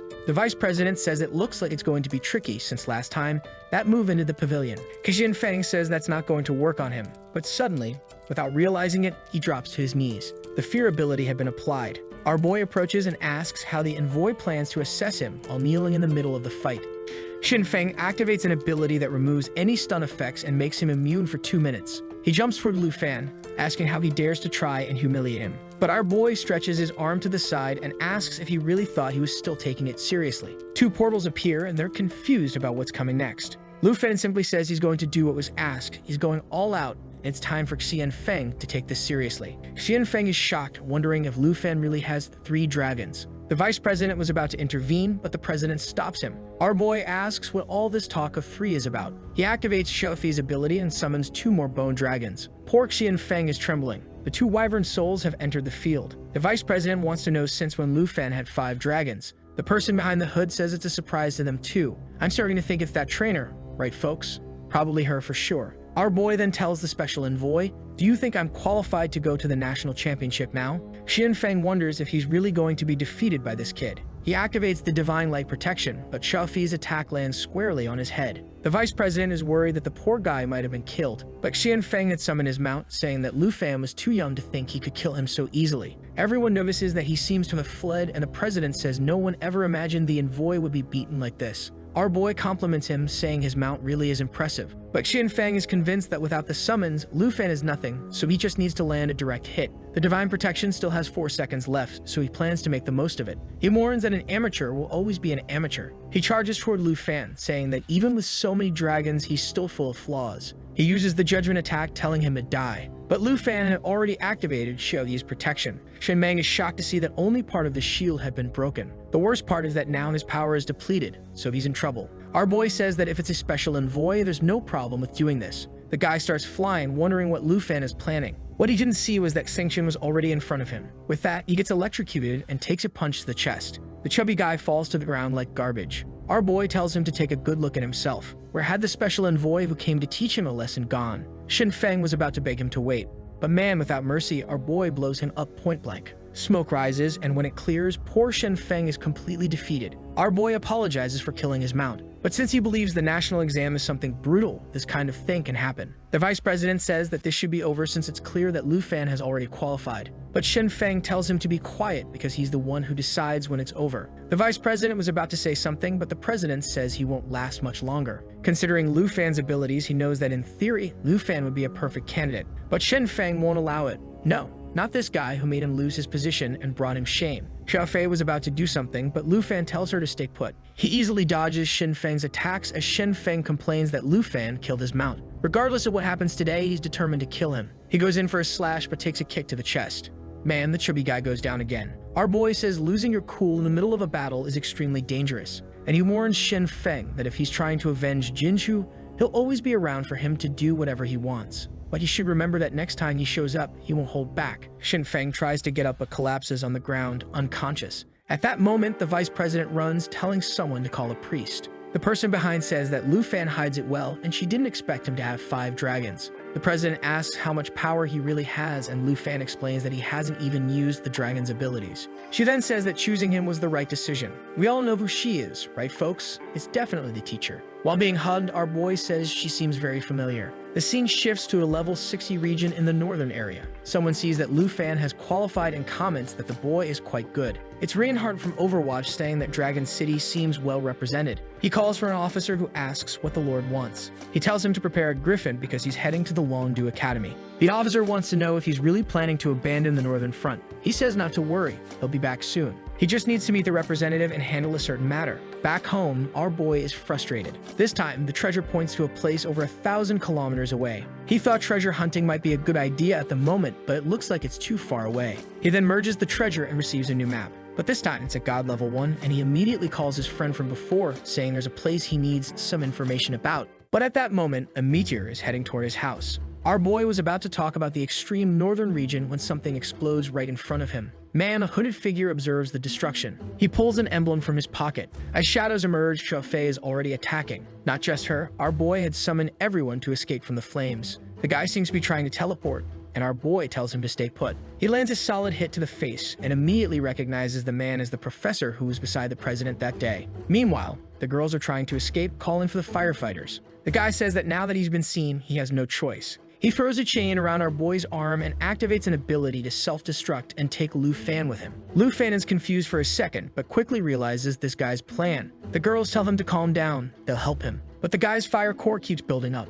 He starts swelling, telling Lu Fan that there's no escape today, death awaits them both. Lu Fan tells Xiao Fei to prepare the Eternal Guardian to protect everyone. The whole group is then enveloped in a green aura. The value is already at 96%, and our boy knows this guy is about to blow himself up. He jumps toward him, saying the guy is crazy. But suddenly, a staff pierces through the man's chest, interrupting the ability. Lu Fan sees that it's Brahma's staff, the president's weapon. And with that, the chubby guy seems to be consumed by his own power. The staff moves and returns to the hand of the hooded figure. He then descends to talk to everyone, telling them not to worry, that he's fine. Auntie is crying and Kin Q wants to know who that mage is. Looking at the corpse, he says he remembers seeing that person close to the professors. The vice president apologizes, saying he didn't expect an assassin to be after Lu Fan within the school. Our boy, however, asks why that man would do such a thing. The vice president tells everyone to calm down, that they'll investigate to understand the situation better. The next day, the president is shocked as this man had been at the academy for years and she never expected there to be a traitor like this. Though the entire academy was within her reach, had she been delayed even a little, the consequences would have been unimaginable.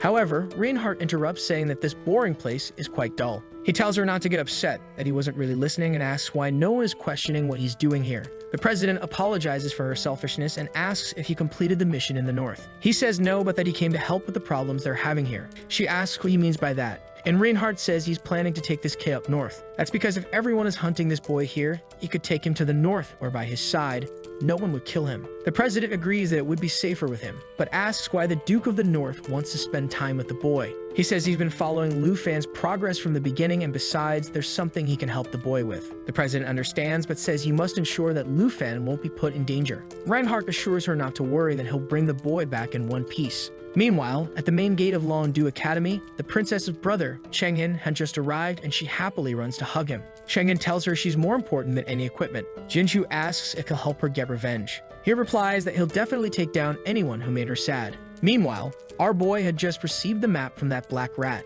Jian Ying asks if he's going far, and Lu Fan admits that this time he's a bit intimidated by the place. The area on the map is vast, and he doesn't have much information about it. She then tells him that if he's going, he should say goodbye to everyone first. Just then, the doorbell rings, and he says he'll answer it, thinking it's the vice president. He opens the door, already talking, but who he finds is Reinhardt. Reinhardt says he hasn't brought the results of the investigation yet, but there's no need to worry, he's not a bad person. He explains that the bodyguards are asleep due to a misunderstanding and asks if Lu Fan can heal them. Startled, Lu Fan grabs his blade since the bodyguards had been prepared by the president. But Qin Chu recognizes Reinhardt as her uncle and asks why so many people are passed out. In the living room, Reinhardt says it's a good thing Qin Chu showed up, or else Lu Fan would have attacked him. Lu Fan apologizes, explaining that he's a bit on edge since he's been under attack recently. Reinhardt laughs, saying he heard that Lu Fan took down the national envoy, so it seems like he doesn't need any help. Qin Chu mentions that the great hero who once stood alone against a beast storm is here at the academy. Our boy is impressed, saying he's heard that story before. The old man smiles and says every generation has its incredible figures,